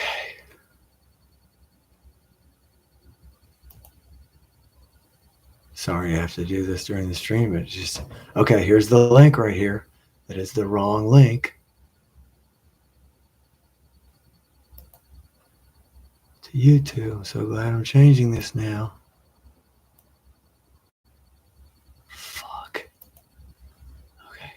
down and try to change this link. There's a website thing here. I don't have a website, but I have this YouTube channel. That's my whole life. Okay, let me put this in here. Okay, this is so good. I'm doing this. Okay, let me see now if this goes. Okay, this is beautiful. Okay, now the link on my Twitter. My Twitter is @ComicPatriot. It was and even Tony appreciated the brilliance of this. @ComicPatriot. Comic could mean the comic books, because I'm the comic book Iron Patriot. I'm not the one in the movie that Don Cheadle played. That's a whole nother thing. I'm the comic book Iron Patriot, Norman Osborn, that was Green Goblin. That's a whole nother story. Norman Osborn stole Iron Man's suit and tricked America. He painted the Iron Man suit red, white, and blue and pretended to be patriotic, but he was really a villain. So even Tony realized, and it's brilliant too, because comic is also could mean I'm at the club. And people say I never did stand up on Kill Tony. I would beg to differ. I was standing the whole fucking time making the audience laugh. I did more stand-up comedy than anybody did, motherfuckers. See, that's another way why those comedians have all excluded me. They don't look at me as a stand-up comedian. They're all close with their other stand-up comedians, but they look at me as an outsider, that I was not a stand-up. They need to open their minds that stand-up changed when I came into the game. I was standing the whole fucking time on that show, making people laugh in the crowd. That's what a stand-up does. I was killing over and over. You can judge what I was saying and saying, oh, I wasn't. Tony didn't say, oh, start in a minute. It didn't matter. I was doing minute after minute. I didn't need anyone to say, start now and do a minute.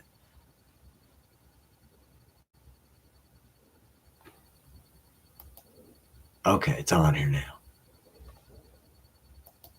That's all that's important, guys. That's what I keep telling you.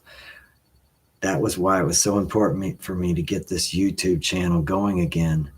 Not because I wanted to rage and get thousands of people watching. Yeah, that would be nice. But the most important thing is to have that portal there, because people are still new people. I guarantee you tomorrow there will be a new person that listens to the early episode of Kill Tony and just now discovers the Iron Patriot and how funny it is. And then they'll hear Tony say @ComicPatriot. They'll go to my Twitter. And then if they really want to go further, they'll click on the link and find this stream.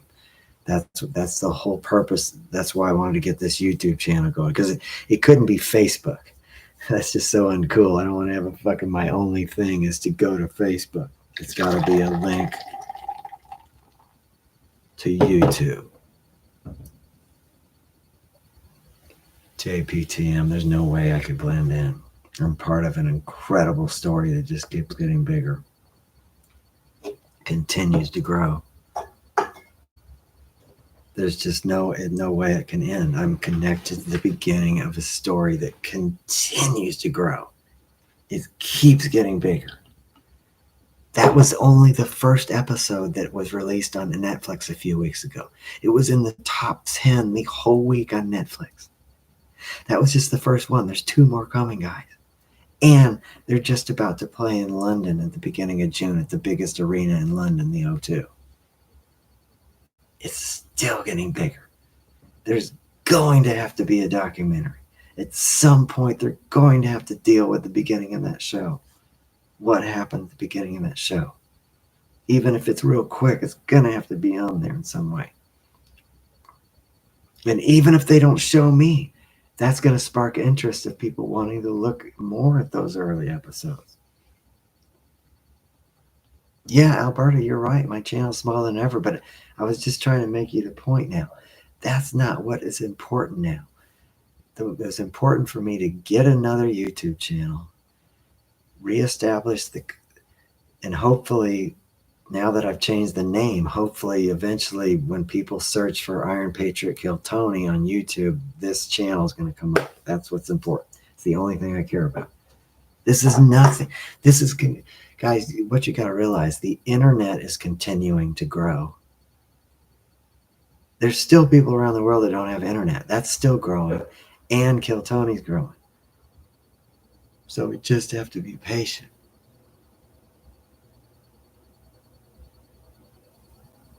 Hobgoblin says, because can I come visit you?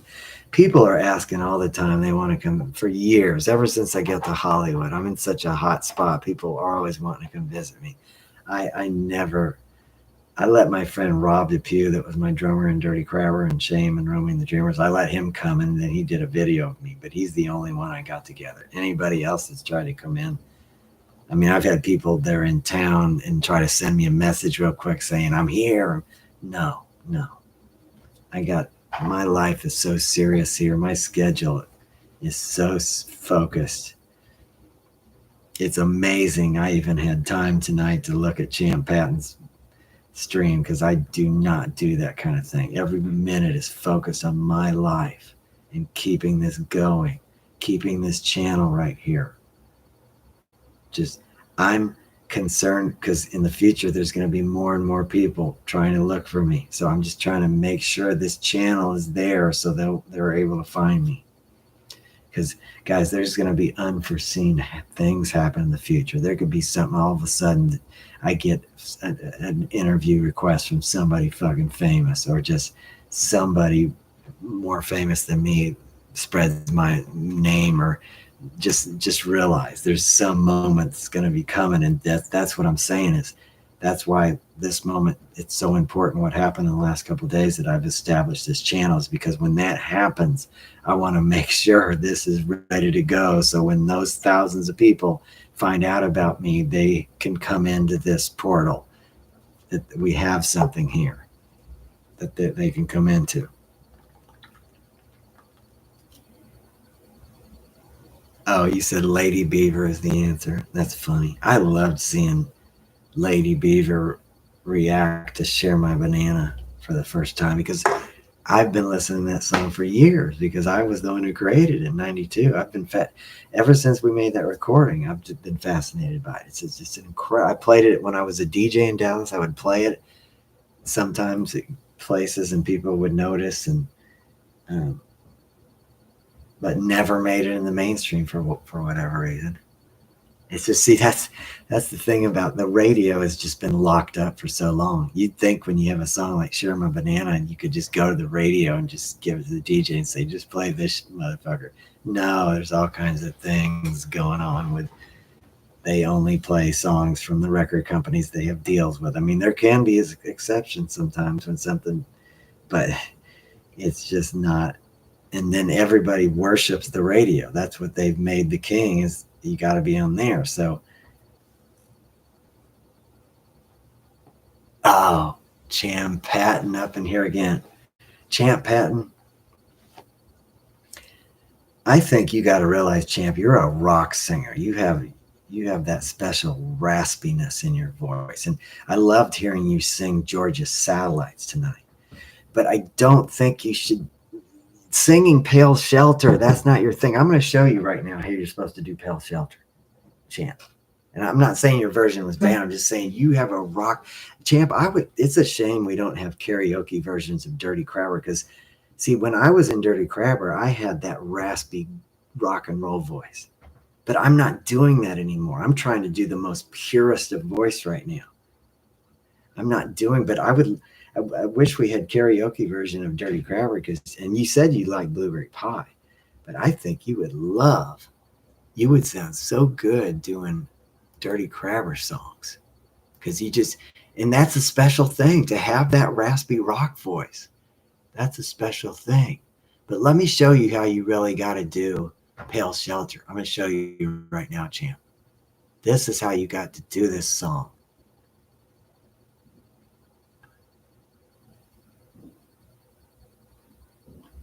Okay, what's this chord right here? Okay.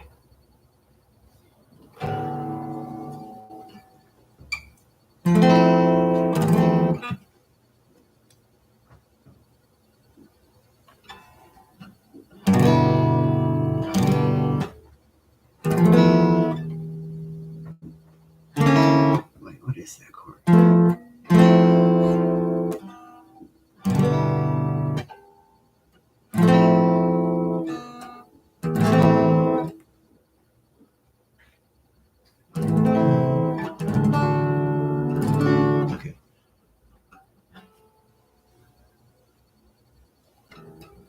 Okay,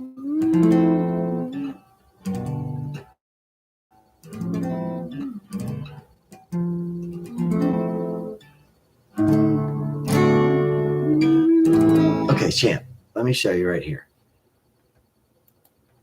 Nobody wants any rock raspy voice in their peril shelter. No, it's got to be so pure. It's got to be just no rasp. Just listen to the way I do these beginning chords and the way I sing it. Just listen to this.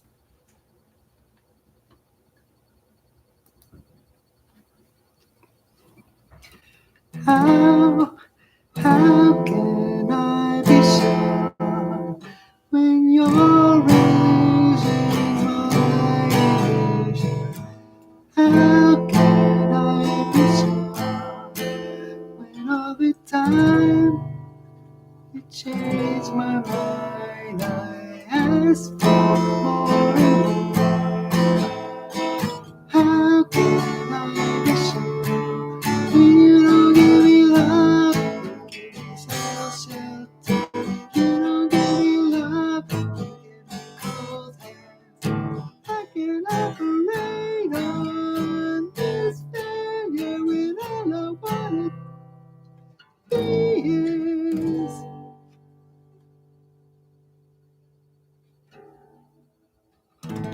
completely.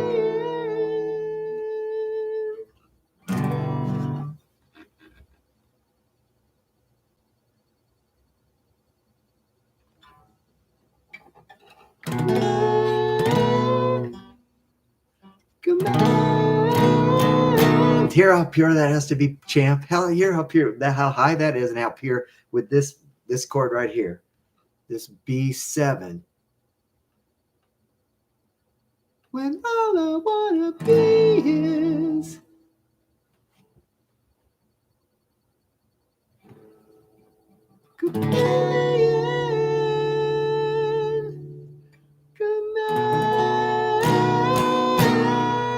it's gotta be pure. We don't want that segment. We don't want any rock and roll screaming. So I'm just saying, champ, just try to realize who you are. You are a rock singer.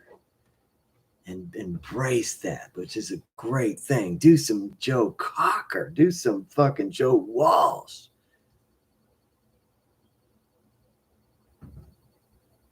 Oh, thanks, champ.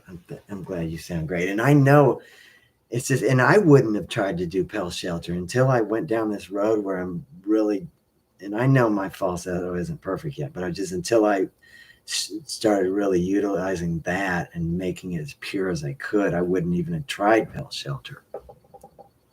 But I understand. I've loved that that song my whole life. Loved it. Heard that song. Champ, just realize I heard that song back in the 80s. What were you doing back in the 80s? You weren't, or I don't know, but just tell me honestly, did you know about Pell Shelter back in the 80s? Yeah, it's amazing. Champ does songs I never would have thought of doing. It's like me and Champ, we're in like this competition for song selection. I can tell he's trying to do songs I haven't thought about doing. I'm trying to do songs he hasn't thought about doing, but there's also songs we have in common. Like Champ, were you already doing that song Get Lucky by Pharrell, or did you hear me do it? Because I've done that before. I don't know, did you already like that song before you heard me do it? Or oh, General says Warren G Regulate. I used to do that on karaoke when I had the music going. Oh, JPTM says, what's the most cocaine? I have never done that much cocaine. The few times I did it, I loved it. I mean, it's expensive. You can only do so much. It's going to cost you. I had a few occasions where I did it, probably a handful of times. I had a decent amount, enough to feel it. I loved it, but I never got into it on a regular basis.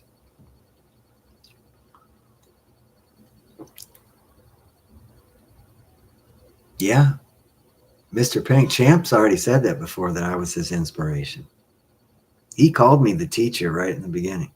He wanted to show me, he sent me his first video of doing karaoke wanted the teacher to see it.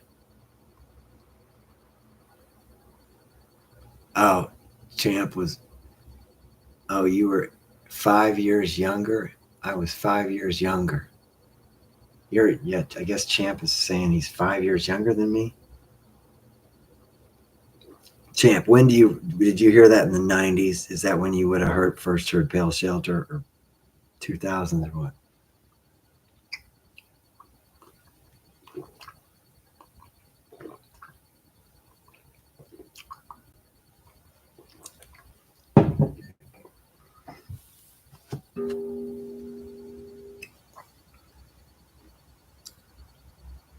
Okay, yeah, General says Champ and I were in junior high when Jeff graduated from high school. Yeah. Oh, Ruth, good to see you, Ruth. It seems like I haven't seen you on the new channel yet. I'm glad you found your way. I've been concerned about everyone finding their way over here. Spooky made a comment on the video from yesterday asking what happened. Spooky is clueless. He doesn't even know what happened to my old. He made a comment saying, "What happened to your main channel?" I couldn't even respond to the comment. And then somebody else made a reply that said, "Didn't you see what he did?" I couldn't. I'm scared to even talk about it again, guys.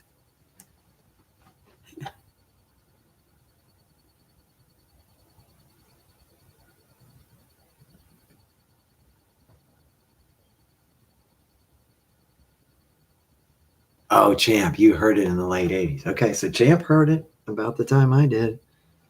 It's an amazing, because I guess, see, and it was already in 85 when I graduated from high school. That song Shout was huge by Tears for Fears. And so it was only natural, all of us that loved that, we went back to the album before that album that had Shout and Everybody Wants to Rule the World. We went back to the album before that. I mean, I did that. Every band that I heard on the radio that I loved, I would try to go back to the beginning, like The Cure or whatever, and look and listen to their earlier albums. Let me just try something else here, guys.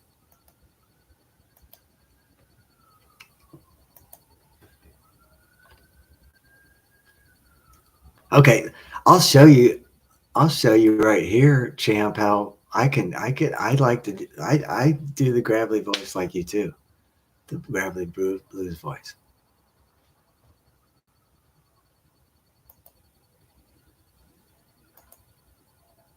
I'll do some. Have you done Neil Diamond before, Champ?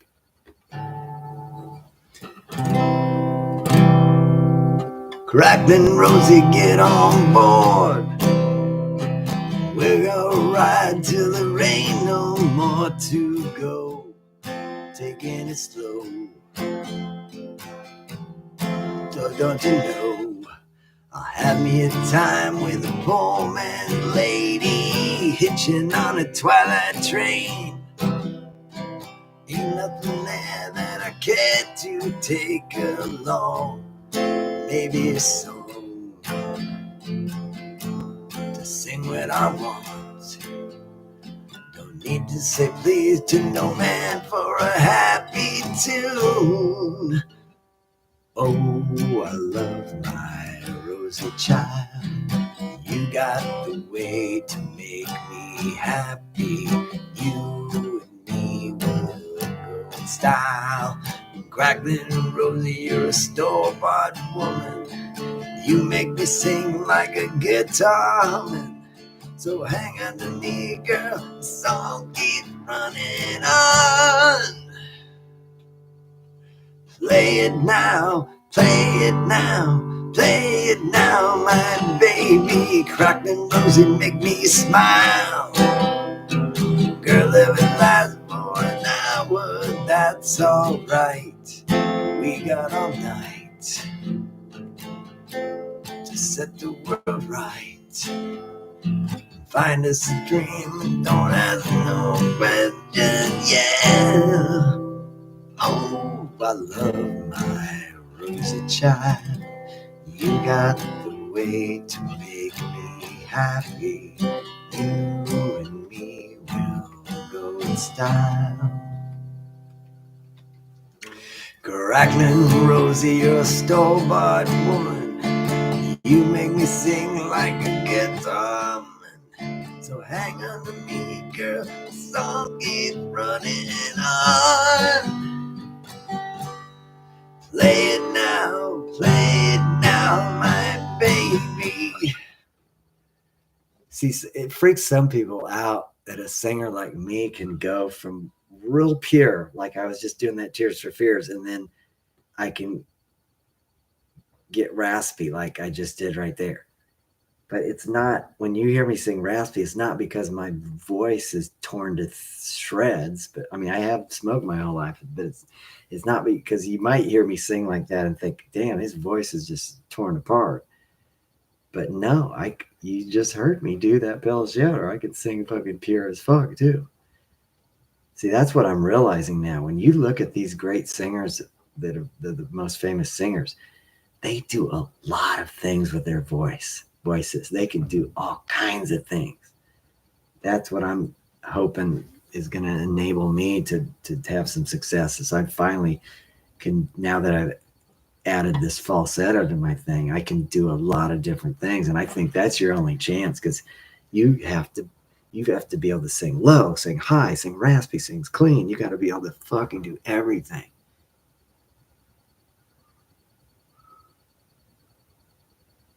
Yeah, I smoked Marlboro Lights probably 10 years. That was my favorite. Maybe over 10 years. It was incredible.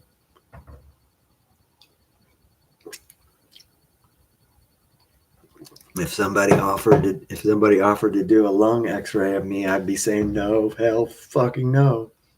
Until I start coughing and feel sick, I don't even want to look, because I'd be scared to see what's going on down there, because I've smoked so many years, so much marijuana, so much cigarettes. I feel okay. I don't feel any signs. This last week or so has been incredible, because I've just went completely to these space chews that I ordered from Cheech and Chong. These space chews.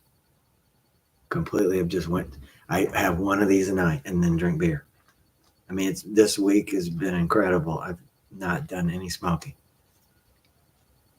which that must be a sign this is working pretty good, because it's not easy to.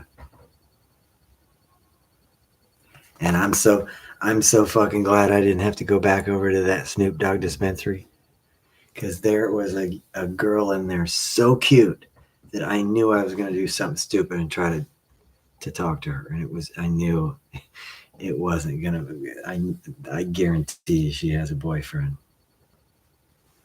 So I know how I am, guys. I would have tried to talk to her or something, and it would have been stupid. I'm just so glad I didn't have to go back to that Snoop Dogg dispensary.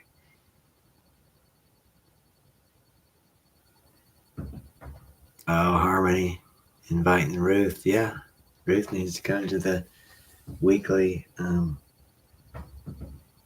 Champ and Harmony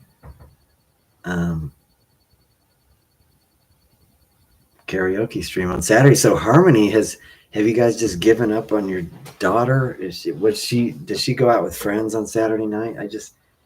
I would love to see her on the stream. I mean, I know she was on there at one time. I'm sorry I missed it, but you say she's an incredible singer.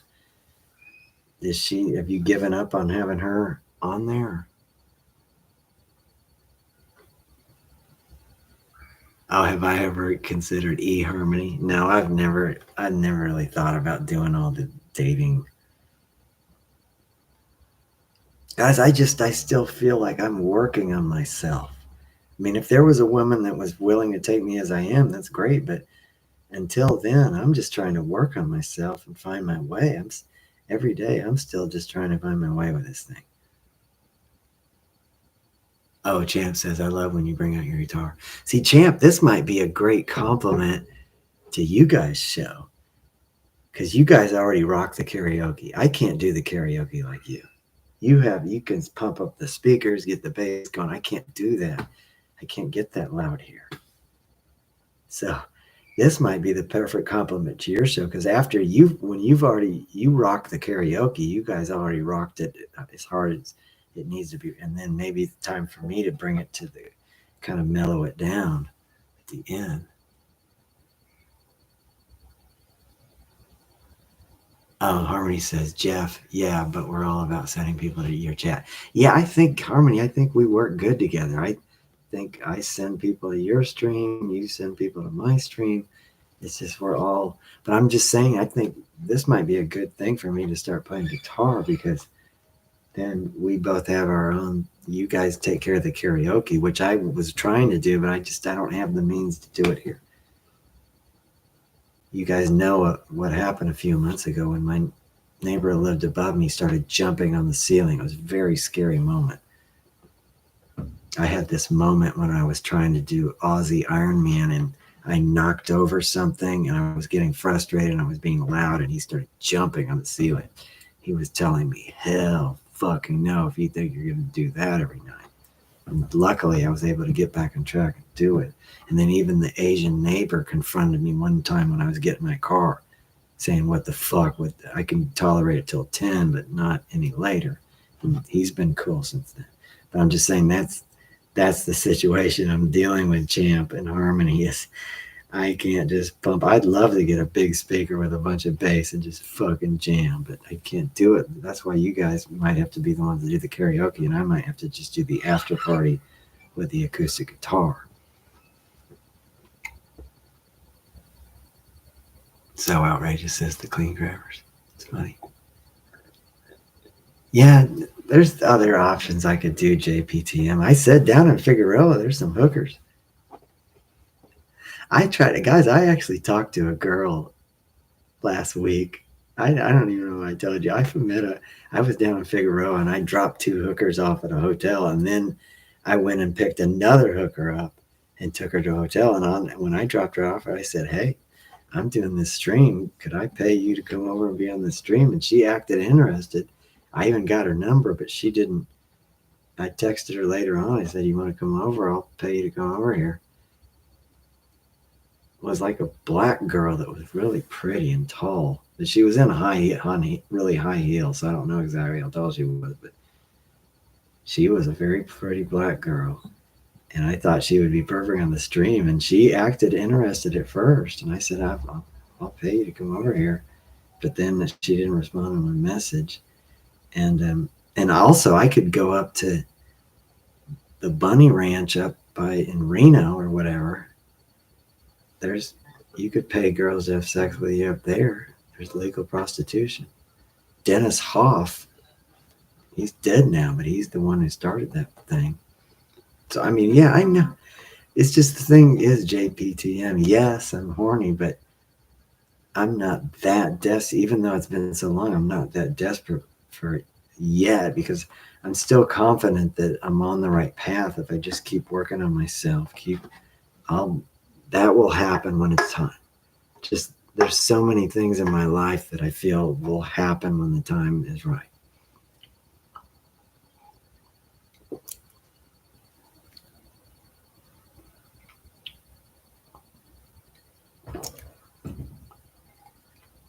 It's just JPTM, I think I could still meet the right woman. I'm not about trying to go get a hooker. I still think I can find my soulmate. You say you gotta get that, Connie. I'm lucky. I'm lucky I didn't get famous earlier and get caught up with a bunch of women, because you see what these celebrities go through when they have sex with a lot of women. It's not, look what P. Diddy is going through right now in court. Ooh, it's coming back to get him. I'm lucky I spent these years with no women, and I mean, I wanted to be the player that went up, but I mean, you look at all these guys getting in trouble now because they've had the women they had sex with are coming back to get them.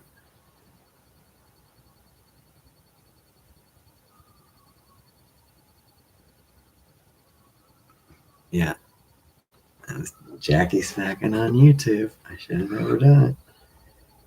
I'm gonna be go down in history as the motherfucker that Jackie smacked on YouTube.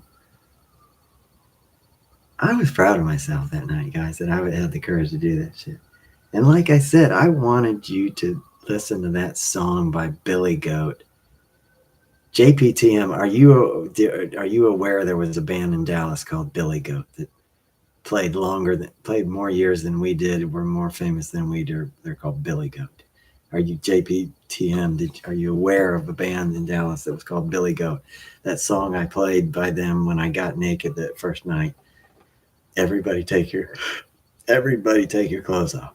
And when they go to Des Moines to play that song, the people in that audience get naked. So I was just doing what the people in Des Moines did when they saw that song, and hear them, and then everyone went crazy on that video. People were making comments on that video. Nobody noticed how incredible that song is. Everybody take your clothes off. And then that next night is when I Jackie smacked to Share My Banana, and that was another amazing moment of performance art. The fucking song says "Share My Banana."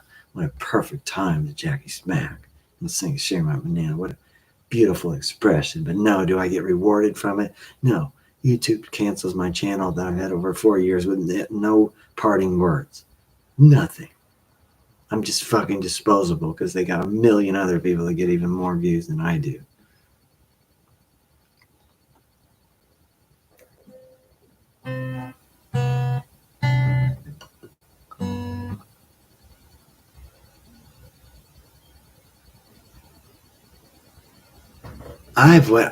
I haven't always used Vaseline. I've sometimes just done it dry. I've stroked the banana dry and then just wait till the pre-cum starts coming out and then use that for lubrication. I've used lotion.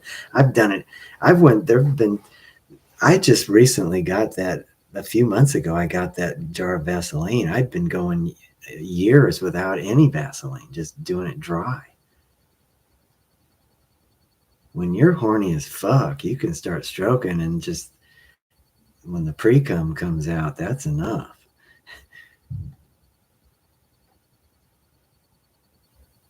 Especially when you're high.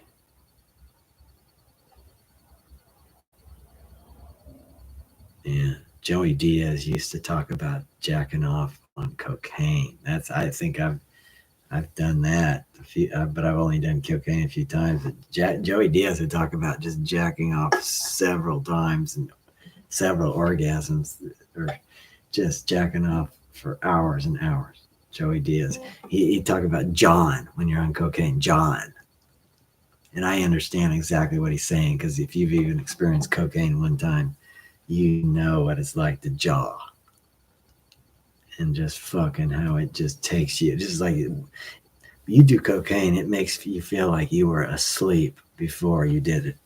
It perks you up. And I feel good now, but if I did some cocaine right now, I'd be fucking perked up. I guarantee if you gave me some clean cocaine now, I could fucking play guitar and talk to you for days. If I had some clean cocaine to keep doing lines down, and I didn't have to worry about disturbing these neighbors, I didn't have any neighbors around, I guarantee you I could go for the next 3 days just sitting there playing songs and talking to you guys.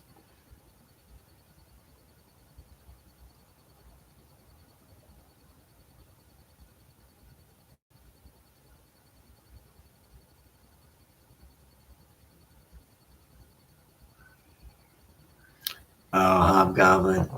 I didn't finish right after YouTube terminated me and it ended.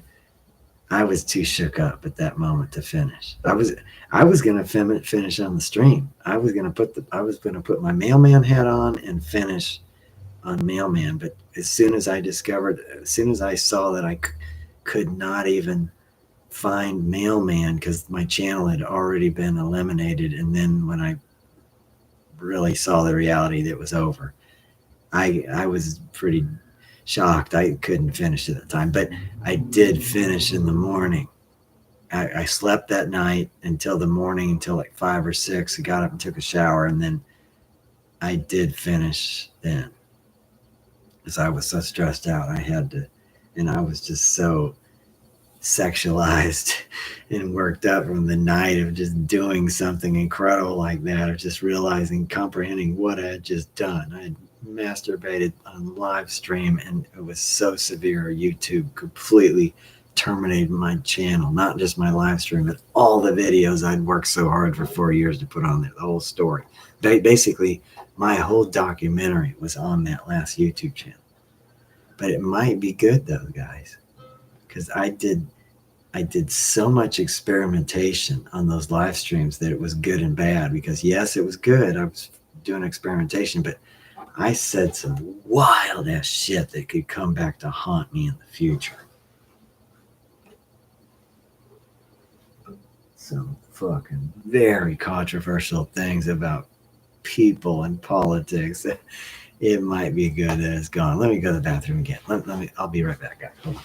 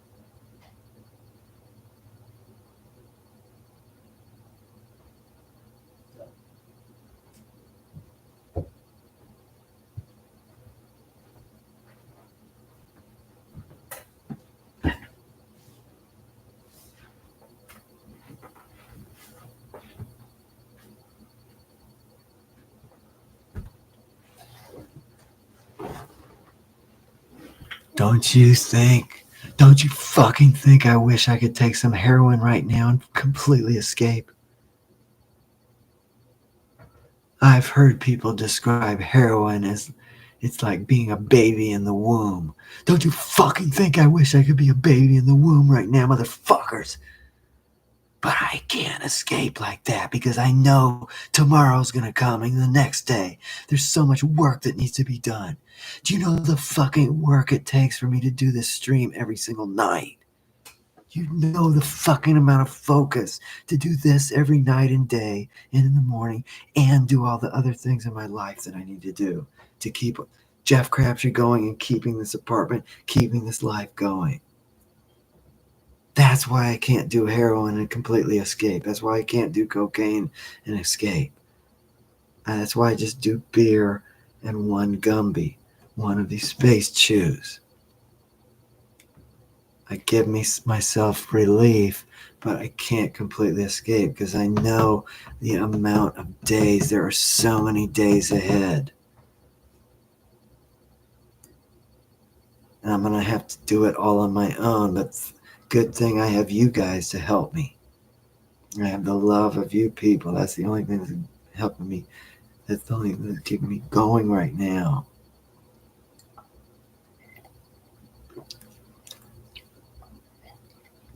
There's so many days ahead, motherfucker. There's so many days ahead, but we will reach the promised land because nobody's dedicated like I am. I'm going to be these first two streams, the stream last night and this stream. I'm still tweaking it and figuring it out. It's taking some trying to figure out the lighting, the sound, trying to figure out how we're going to do this, what I'm going to do. Am I going to play guitar? What am I going to do? Make no mistake, though. Nobody can compete with me.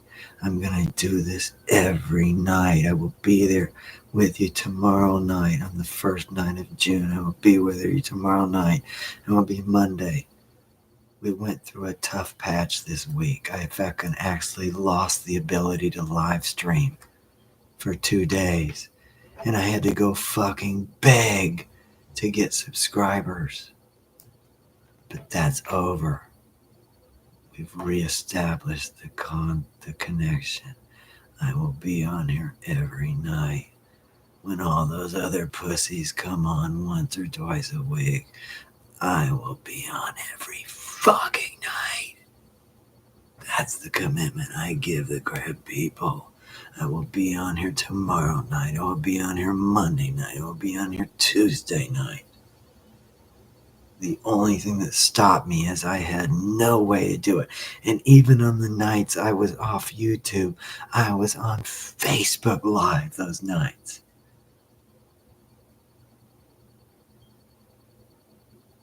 And how many of my old friends watched that? Barely any.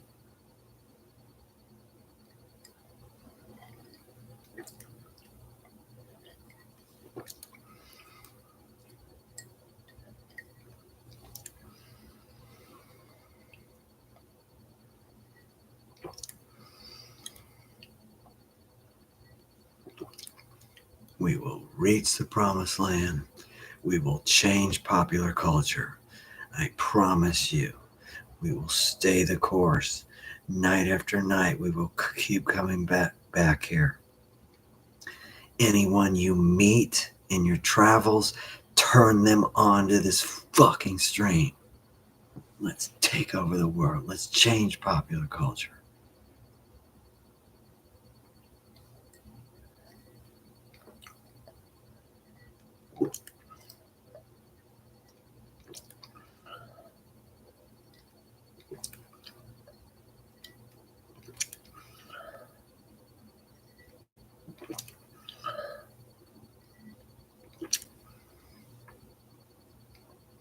Every time I look at that chat, I risk being distracted. Yes, I've learned some things from the chat and the comments, but also it can be very damaging to my soul when I realize someone's not grasping what I'm saying, they're not getting what I'm performing. It takes me out of my zone. I really don't want to look at one more comment or one more anything, even though there's so much love, just because I just like to perform and get in my zone. And I'm not saying I've learned a lot from the criticisms. Druid the punk up in here. Holy shit, I'm glad I looked. Druid, the punk has not been, I've not seen you in a long time. You were, and I never gave up on you, and I never cared that you left because what you gave when you were here will always be remembered. I've had a lot of old friends on this chat that, or this live stream, that they'll go away, and I get it. I mean, you can, it goes on for so long. I mean, oh, Druid says you honor me, my dude. Druid, I don't deserve someone like you on here. The number of times you've come on here, unbelievable. Like I said, if I never would have saw you again, and would see you on Twitter, I knew you were still in the picture. Oh, Champ says, yeah, I acknowledge Druid. Unbelievable. That's another cool thing about this stream. I'll have people show up at times when I thought I wasn't going to see them again, and then they'll show up. They'll find their way back, and we'll reconnect. And just, I mean, there's been so many strange things happen on this live stream. Even old friends from my past, before even Kill Tony, will show up on here. So I think that's probably what's exciting for you guys when you come on this stream, is you just don't know who's going to show up in this chat. It's amazing. Oh, Druid says we've all been caught jacking something. Druid, we went through this incredible period with Druid. I don't know if that was a year or 2 years ago, when there was all these hurricanes hitting Florida, and Druid had to leave to stay with friends in Tennessee. And then, I mean, I don't remember, was that a year ago, or has that already been 2 years? And all those horrible hurricanes hit.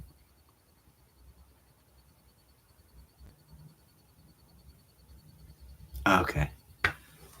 This is why I need to read the comments. Hobgoblin says, Jeff, it's my brother Nick Gurr's birthday tonight. Can you wish him a happy birthday? He watches you all the time. That blows me away. Nick Gurr's happy birthday. Thank you for watching.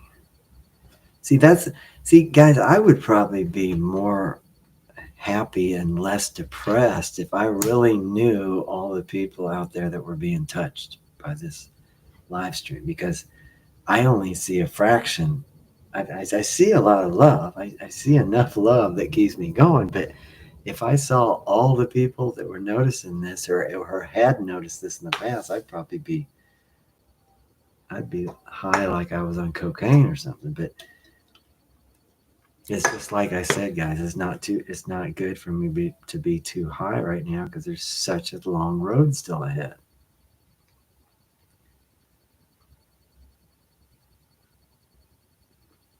See, I would love to have some clean cocaine now and be fucking getting high till the sun comes up. But the problem then that means I miss doing Uber tomorrow. That's my job. Even though I can take off at any time. I have to be disciplined and keep myself doing that, because once I get out of the habit, then it's over. And that's the thing. When you do cocaine all night and stay up till the sun, then you fuck your next day up. You can't. You pretty much gave away your next day. It was trippy today, guys. It's Gay Pride weekend in West Hollywood right now. This whole weekend was Gay Pride. It was crazy. Tonight, on my second to last ride, I pick up a dude over by Westfield Mall in Century City, and I pick him up. This guy has full makeup on his face. And he says, "Oh, sorry about the makeup." I said, "Oh, it's okay." I take this guy in full makeup over to pick up his boyfriend in West Hollywood, or no, over east of West Hollywood, and then I take them back to a restaurant in West Hollywood. Right when he gets in the car, they kiss on the lips. These guys are in love, and they're saying the whole way. They're saying that's one thing I'll say about a gay couple. They love each other. They're very complimentary of, oh, you look so good tonight, and there's a lot of love there. And right when they got in the car, they kissed each other, but that's just my life. And just West Hollywood has a lot of gay people that live there. And then this week was Gay Pride.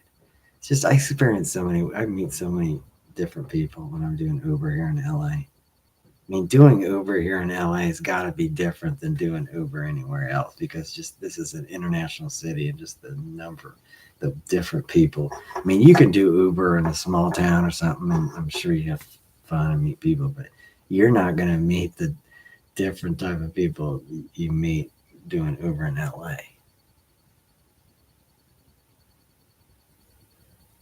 Hello, Michelle. Good to see you here.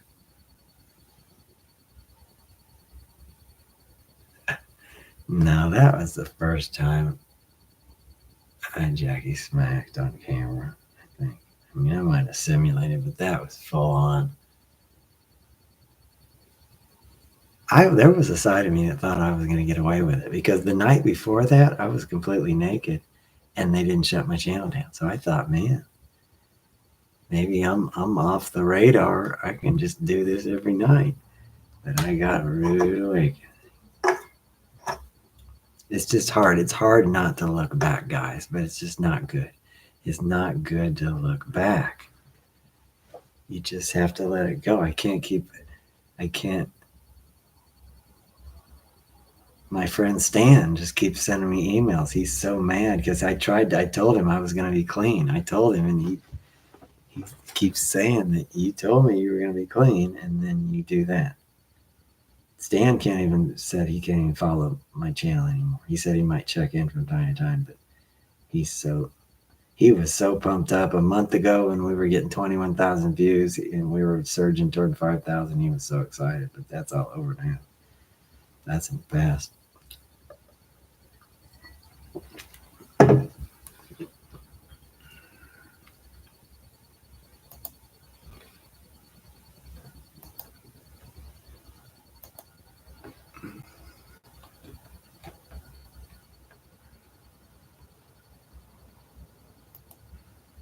I don't know. This might be a fun song to do. I'm just going to do something really fun.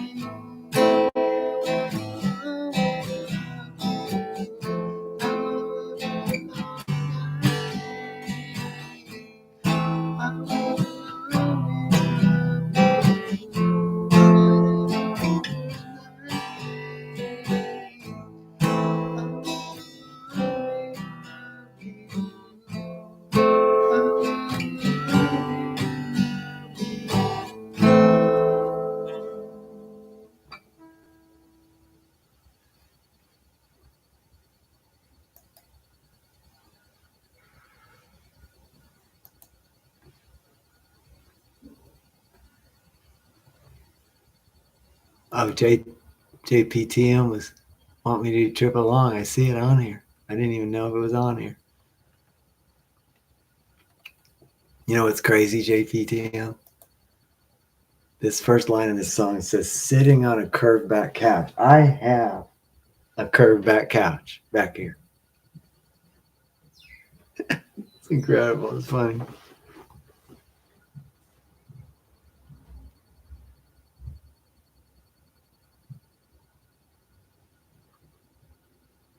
I don't know if you're still. Let me see if JPTM is still here. Oh, you're still here, dude. I'm about to do Trip Along. Let me get another beer. I just found it on. I have all these links in my email for Ultimate Guitar. I didn't even know Trip Along was in here. I forgot I did it. Hold on. Let me get another beer. I'm going to do this for you.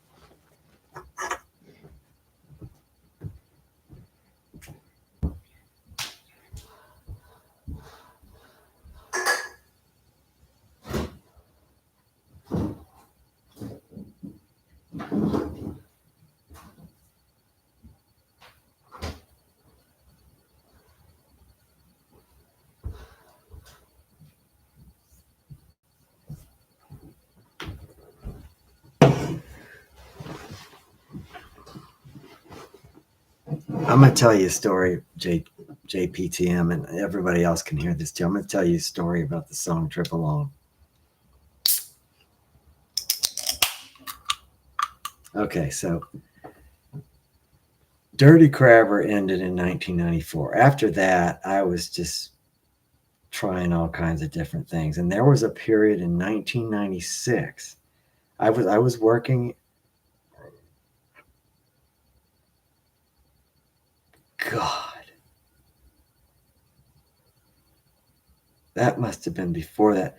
In 1994, that was 1994, I think was the last year I was working at Bennigan's. Maybe I worked there at 95 till 95. I was working at that Bennigan's in Dallas at Park Lane in Greenville.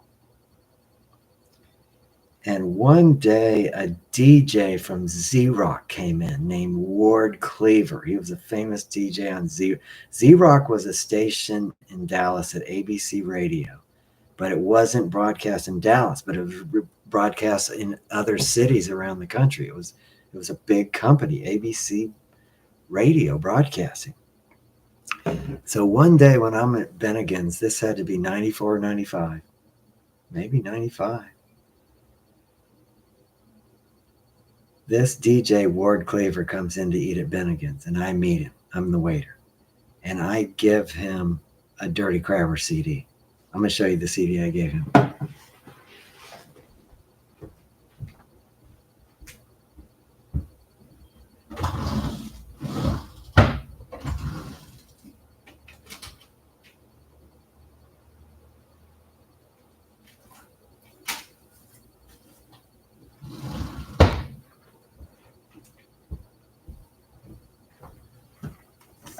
See, this album, I created this album. This album was made in 1993 at Crystal Clear Recording Studio in Dallas. Recorded this.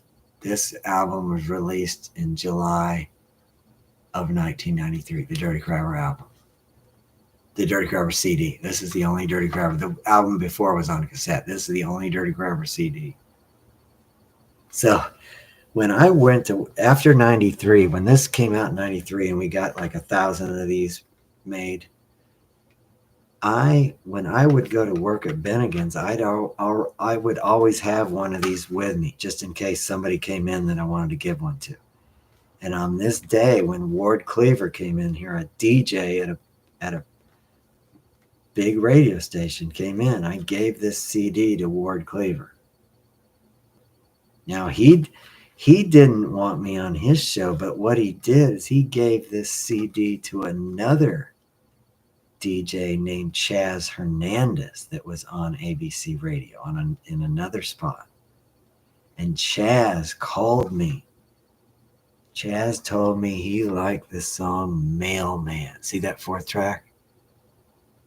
And he loved Mailman, but he never said one thing about any of the other songs. So I guess he didn't, because Mailman was more the most poppy song. He did not, I guess, appreciate the rock songs on my album. And that was in the era when grunge was real big.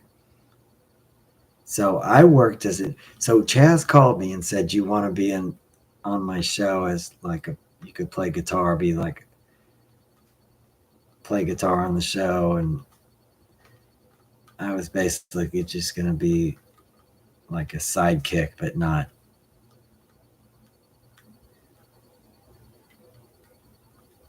like a co-host, but just like I don't know, just entertainment on the side. I would just, and I started going to the show. I didn't get paid. I was just like an intern almost. I'd go into the show, and there was another girl who did news there. She didn't get paid, and I would do songs. He wanted me to. He'd have me make up songs on the spot about certain subjects. I'd make up, and I had my acoustic guitar with me, and I was on this show for maybe a year.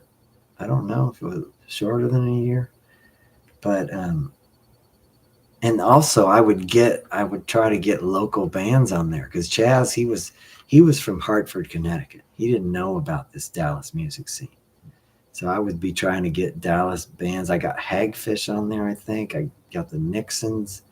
I was getting local bands on his show because he didn't know about these bands, and I got Tripping Daisy on there one time. And I even, when Tim came on the show with Wes Bergen, Wes Bergen committed suicide in like 1998 or something.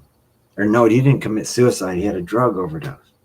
And that's when Tripping Daisy broke up and Tim started doing Polyphonic Spree with his wife. And he had people dressed in choir robes and this huge band he got from the UNT, University of North Texas Lab Band. All these great musicians. But I saw them. They came into the studio that day, and I had a Tripping Daisy t-shirt I bought at Bill's, and the way Tim asked me where I got that. I think that was like a bootleg shirt. He wasn't happy about that. But so I come in, and then I also played an acoustic version of Blown Away on my guitar right in front of Tim. And I tried to contact Chaz during the pandemic. He does not have a tape of that. I have some tapes of stuff I did on Z-Rock, but I cannot find that time I was with Tripping Daisy in studio on ABC radio, and I played Blown Away on the acoustic, and I asked if I could open up, and after I played Blown Away, Tim said, "Oh, you just opened up for us right there." So, but see, also, after Tripping Daisy was on that day, on the morning show that day, later on, I asked Chaz to play Trip Along off their album, and he did it. But this was what was so depressing about it. One day he played Trip Along, and this was before anybody was playing it. Now I've seen their latest shows, and now there's a lot more people have discovered that song through the years. But back then, and this was like 95 and 96 when I was doing this with Chaz. So he finally played it one day.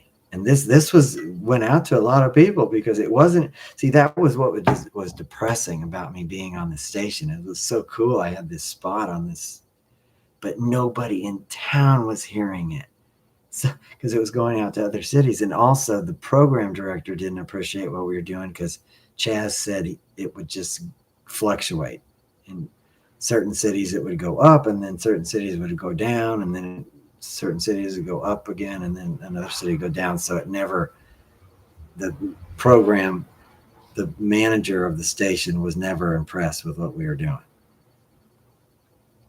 So one day he did play Trip Along. This probably wasn't too long after Tripping Daisy was on the show because they were still on his mind, but he didn't appreciate what they really were because he had just got this job in town. He wasn't there in the early 90s in Dallas. He didn't know how big the scene was. So, but he did one day. I told him play Trip Along because I loved that song already, and he played it.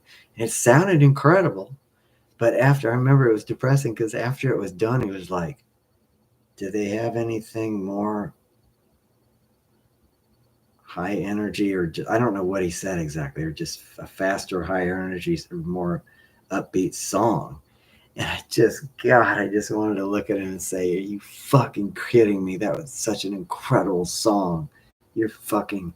But it's just he didn't realize the Dallas music scene had already. It didn't turn into what we thought it was. We thought it was going to be the next Seattle, but that didn't happen. So he didn't respect. He did. I mean, It seems like he should have played that and said to me, "That's incredible. That song. I'm going to play that every day." No, it was just like, did they got anything more upbeat? Like I said, he had no appreciate. The only song he liked on this album was Mailman, and he played Mailman on it, which was cool. But he had no respect for any other song. And then he told me one time, oh, he had a young son. He said, "Oh, my young son loves Nirvana. He goes crazy when I play the Nirvana album." So, guys, that's the kind of reality I've been fighting my whole life, is people that just don't have true taste. And a lot of times these people are the ones in power. And it just sucks. It just fucking sucks. Okay, JP, let me try this right now. But JP, did you enjoy? I mean, that was it. JP TM, did you appreciate that story I just told you? I fucking just told you I was in the studio with Tripping Daisy on ABC radio in like 1995, right after when they or 90, 95 or 96 when they came out with that album. It was like I Am an Elastic Firecracker or something. That album had Trip Along on it. Okay, JPT. I'm glad. It's so hard on here. You just don't know if somebody's hearing what you're saying, because I would like to just be looking at JPTM face to face now and telling the story, but I don't know if he's. It's good. Thank you for that acknowledgement, though. I mean, I guess this is the only way we can do it, though, because there's so many people on here. We can't talk to face. This is just the way we have to do it. But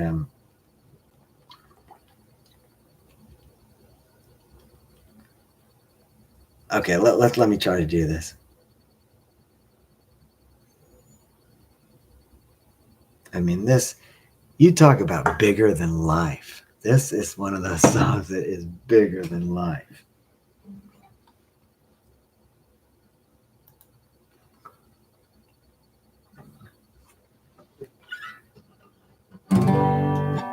Sitting on a good couch, my mind it rolls around. It was so easy.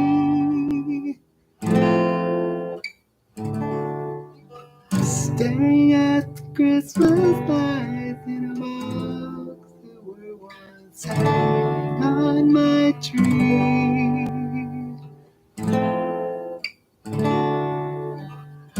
Proving once again that seasons change, so to me it's nothing new.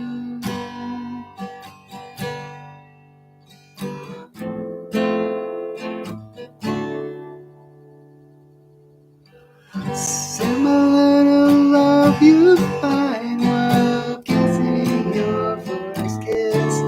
The world is mine.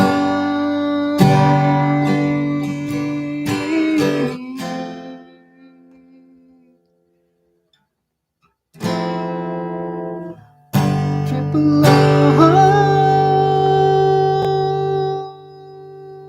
my mindless, waveless thoughts they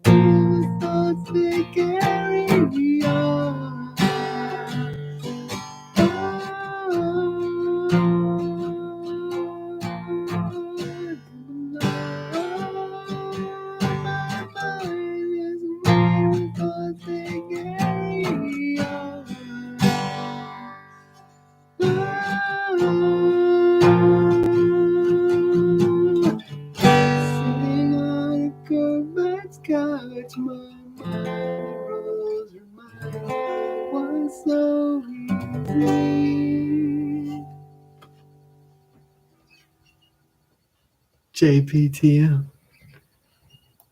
Can you imagine my horror in 1995 when I get Chaz Hernandez, the DJ at ABC, to play that song, and after that's done, the thing he says to me is, "Did they have anything more upbeat?" You fucking tasteless motherfucker, and to realize he's the one in power deciding what gets played. You fucking clueless fuck. He's basically, what he's saying to me at this moment is, I told him to play a song that's not a hit. A song that I think's a hit, but I'm stupid and I don't know what a hit is. I gave him a song that's some fucking, just one of the tracks on the album that's not that great. Because the big song from that album is I Got a Girl, which is okay, but not nearly as cool as Triple O. I Got a Girl, I got sick of hearing that shit. That was on the radio. Fuck that, about his girlfriend. She's on her period. Fuck that. The Triple Long was so fun. But see, through the years, it finally spread. I've seen at their concerts now, people finally appreciate that song, Triple Long. But still not at the fucking level they should. There should be way more people know about that song.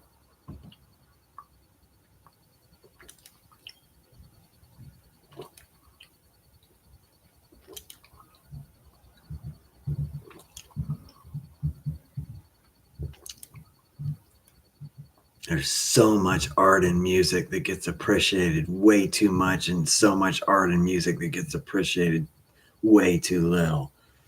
Until I die, I will try to right that fucking wrong.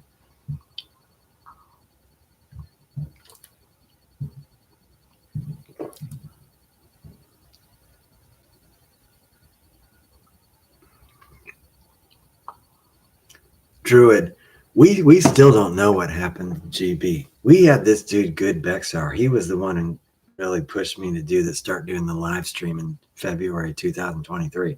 This guy had so much love for me, but he also had a side where he got frustrated by what I was doing, and he was very bipolar. He could turn negative real quick and attack me.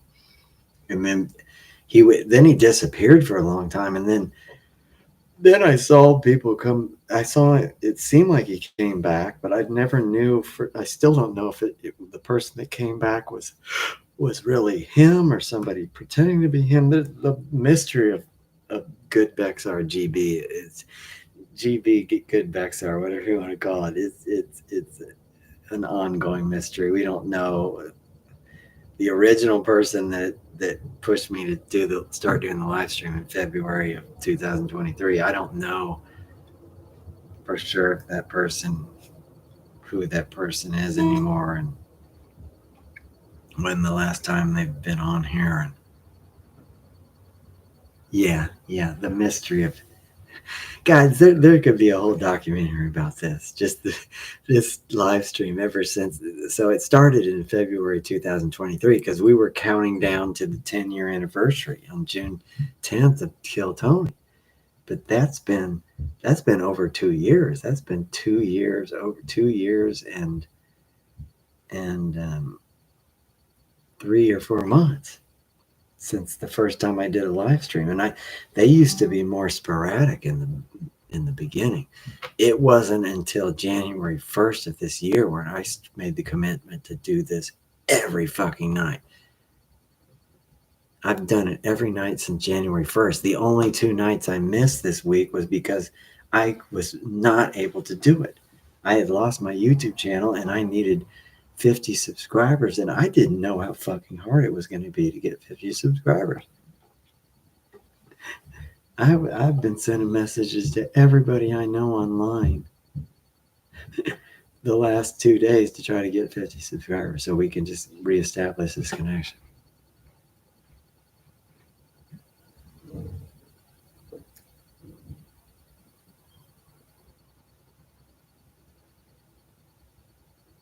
Oh yeah, the pee stain in the couch. That was a hard period.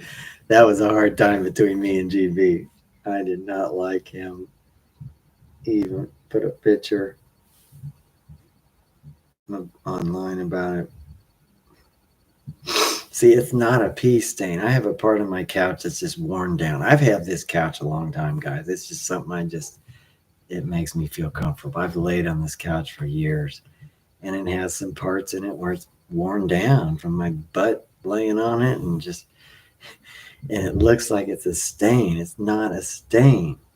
I could wipe on that all day long. It's not. There's nothing to wipe off. It's just worn down. There's just certain parts of the couches of this couch and the cushions are darker than others because of the way when I've been laying on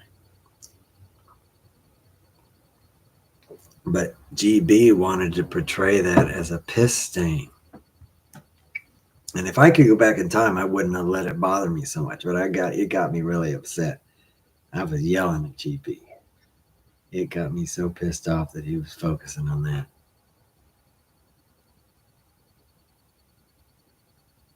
Yeah, Michelle, it's true. It was 3 or 4 nights ago. I went completely naked, got away with it, didn't get taken down the whole next day. But then the next night when I got naked, and then when I Jackie smacked, I brought out PIAJ, pussy in a jar. That was when it finally ended. And I got away. I danced and jacked to share my banana. And then I gotta have you, but I didn't realize till later. Riley told me later that he didn't see I gotta have you. I made it. I only did share my banana. I thought I had done I gotta have you, but at least I was playing the video because after I gotta have you, I tried to do mailman. At that point, I couldn't even find mailman, Dirty Crabber. I knew something was wrong. And then that's when I realized every video of my YouTube channel had been eliminated. Some guy working late at YouTube just saw that and was horrified and just eliminated my channel. Some clueless motherfucker on YouTube at late night didn't know anything about what I was doing, all the work I'd done.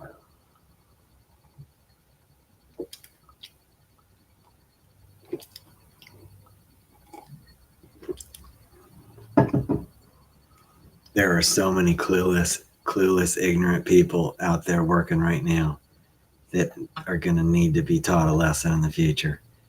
Just so many tasteless motherfuckers. That's my goal, guys, and that should be your goal too.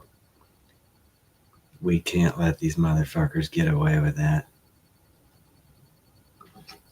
They have to be shown.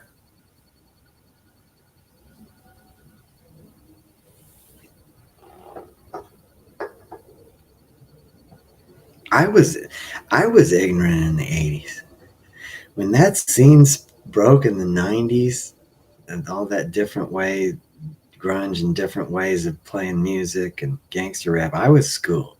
I didn't realize in the 80s that there were so many people in the underground wanting to change.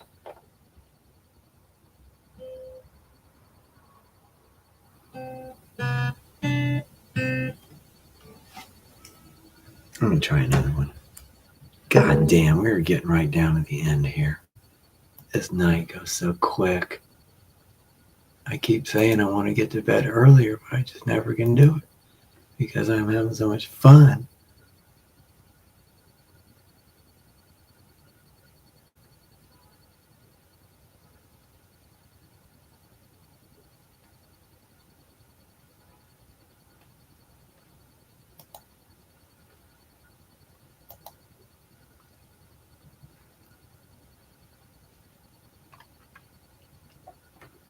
I think that, guys, I'm going to do this song and then it's going to be time for stuffing and ice cream. It's already 11:47 in LA. I shouldn't even be doing this, but I just wanted to do so many more songs tonight, but I get talking. I mean, it's no big deal. We got so many nights ahead.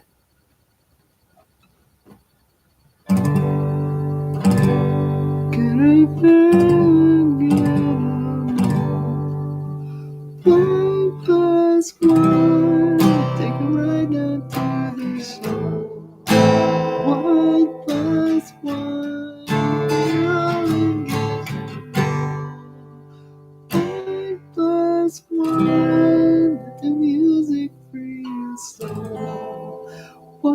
plus one's going to line.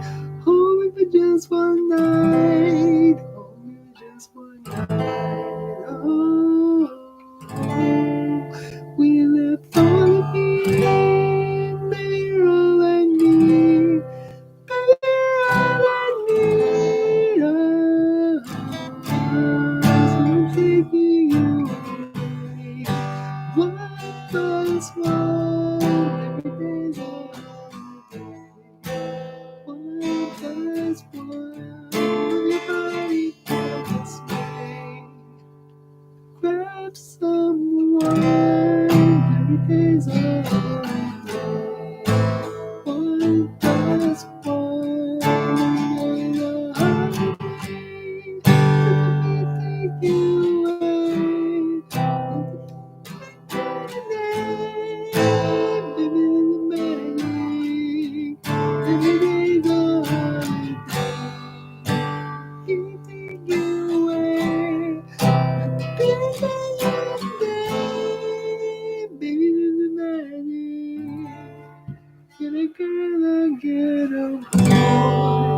One plus one, take them all around the world. One plus one, we're all in everywhere.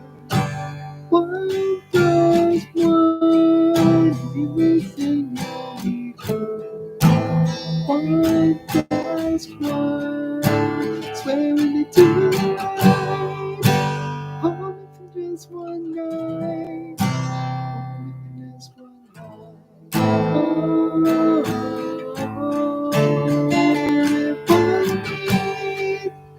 baby, you're all I need. Baby, you're all I need. Oh, taking you away. One plus one, today's a holiday. One plus one, everybody feel this way. Grab someone, today's a holiday. One plus one, today's a holiday. Let me take you away. Let the big thing in the day. Today's a magic.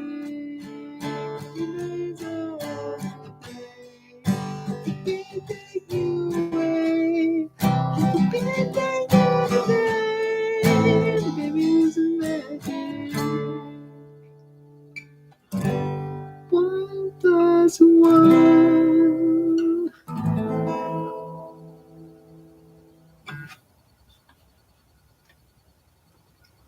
Every day's a holiday. Let me take you away. Every day's a holiday. Baby, it's a magic. Every day's a holiday. Let me take you away. Every day's a holiday. Baby, it's a magic. See, I told you that story about Chaz at the radio station in 95 or 96. Told you how he didn't have an appreciation for Trip Along by Tripping Daisy after I had him play it. But I couldn't look at him and say, "You're crazy, that's an incredible song," because I knew it wasn't just him. It wasn't getting a big response. I mean, I don't know. There might have been people that heard it that liked it, but it wasn't. People weren't calling in, or there wasn't any. So it wasn't just him. I knew it wasn't depressing just because he didn't appreciate it. I just knew that it wasn't, the people that were hearing it weren't getting how good it was. So I just knew that it was depressing because I realized the whole taste level out there at this moment is just fucked. They had their minds on other things, which, I mean, there was a lot of good things happening back then. I'm not saying it wasn't good, but it just was depressing for me to see that day that there was no appreciation for a song that incredible. So That's it. God, I could play all night for you guys. I'm having so much fun, but it's time I got to go into stuffing and ice cream.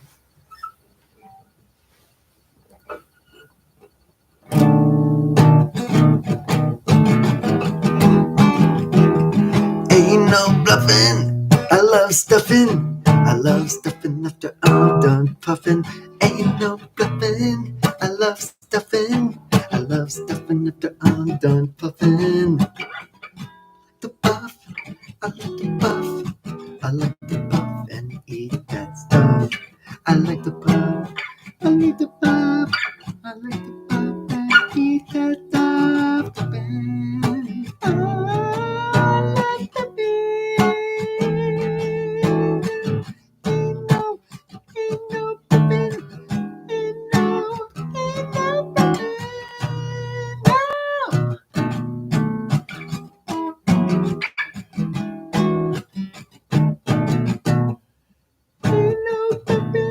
I love stuffing. I love stuffing after I'm done puffing.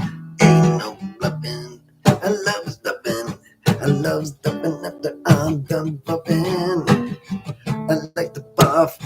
I like to puff. I like to puff and eat that stuff. I like to puff. I like to puff. I like to puff and eat that stuff.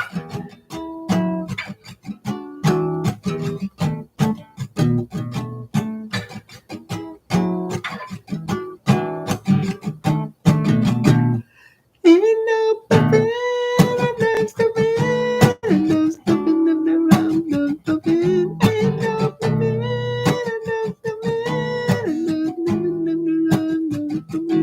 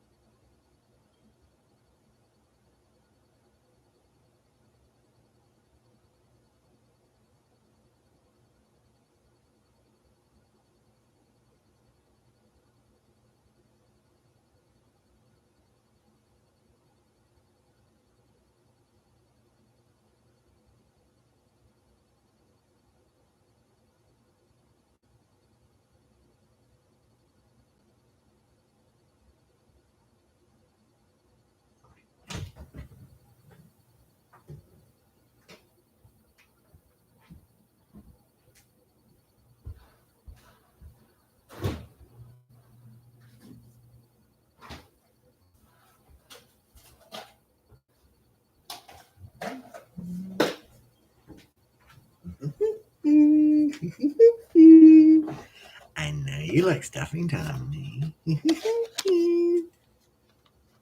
There's enough stuffing for two. Where are you?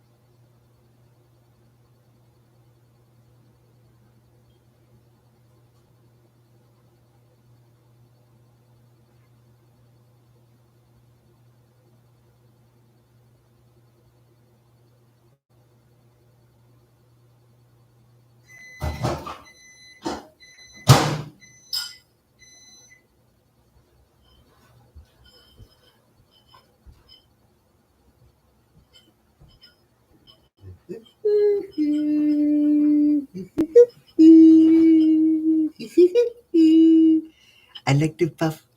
I like to puff. I like to puff and eat the stuff. I like to puff. I like to puff. I like to puff and eat the stuff. There's enough stuff in my tummy.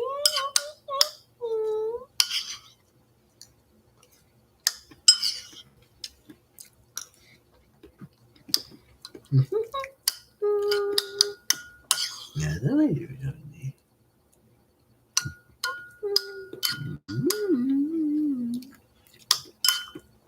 That's not nice at all.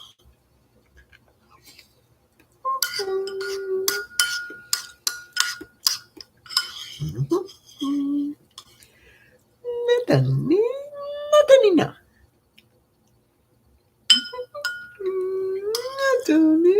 Natanina.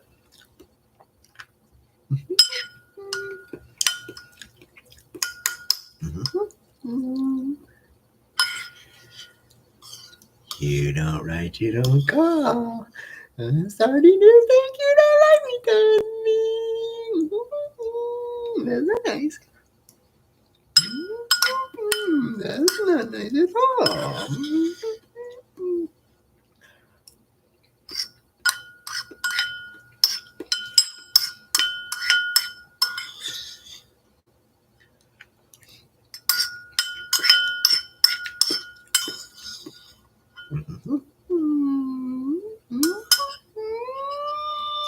No.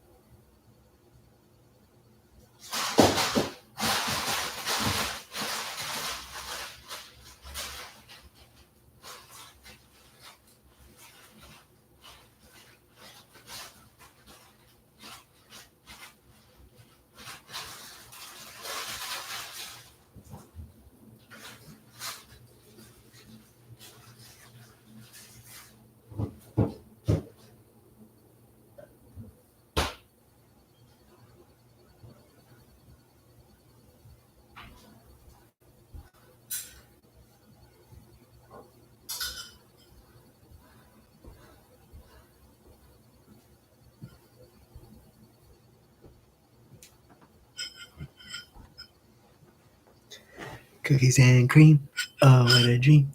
Life is never what it seems. Cookies and cream, oh what a dream. Kill Tony in the London scene. Cookies and cream, oh what a dream. Life is never what it seems. Cookies and cream, oh what a dream. Kill Tony in the London scene. I know you like ice cream. Do you like cookies and cream, Tony?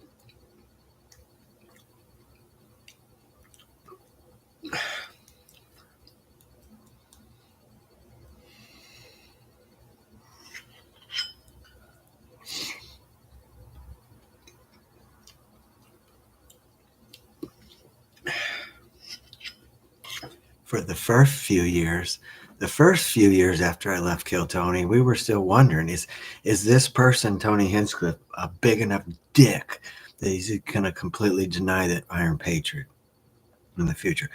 But through the years, we've learned, yes, this motherfucker is a big enough dick.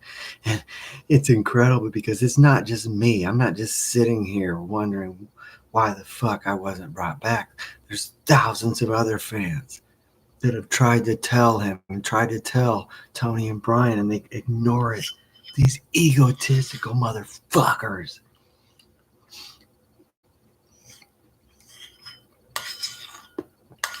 Let's see, that's the mistake they're going to make. The bigger this show gets, there's going to be more people wondering, where did it begin? Who is this character, Iron Patriot, at the beginning? Why won't you talk about him? And then when they talk to me, they'll get the truth. And I will tell them what fucking dicks these dudes are.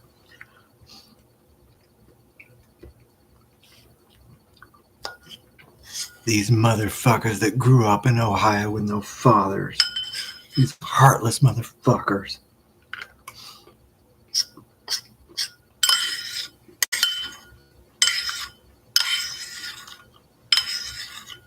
That's the number one thing you need to do in this life. Take care of the people that helped you out. You don't do that, you're fucking worthless.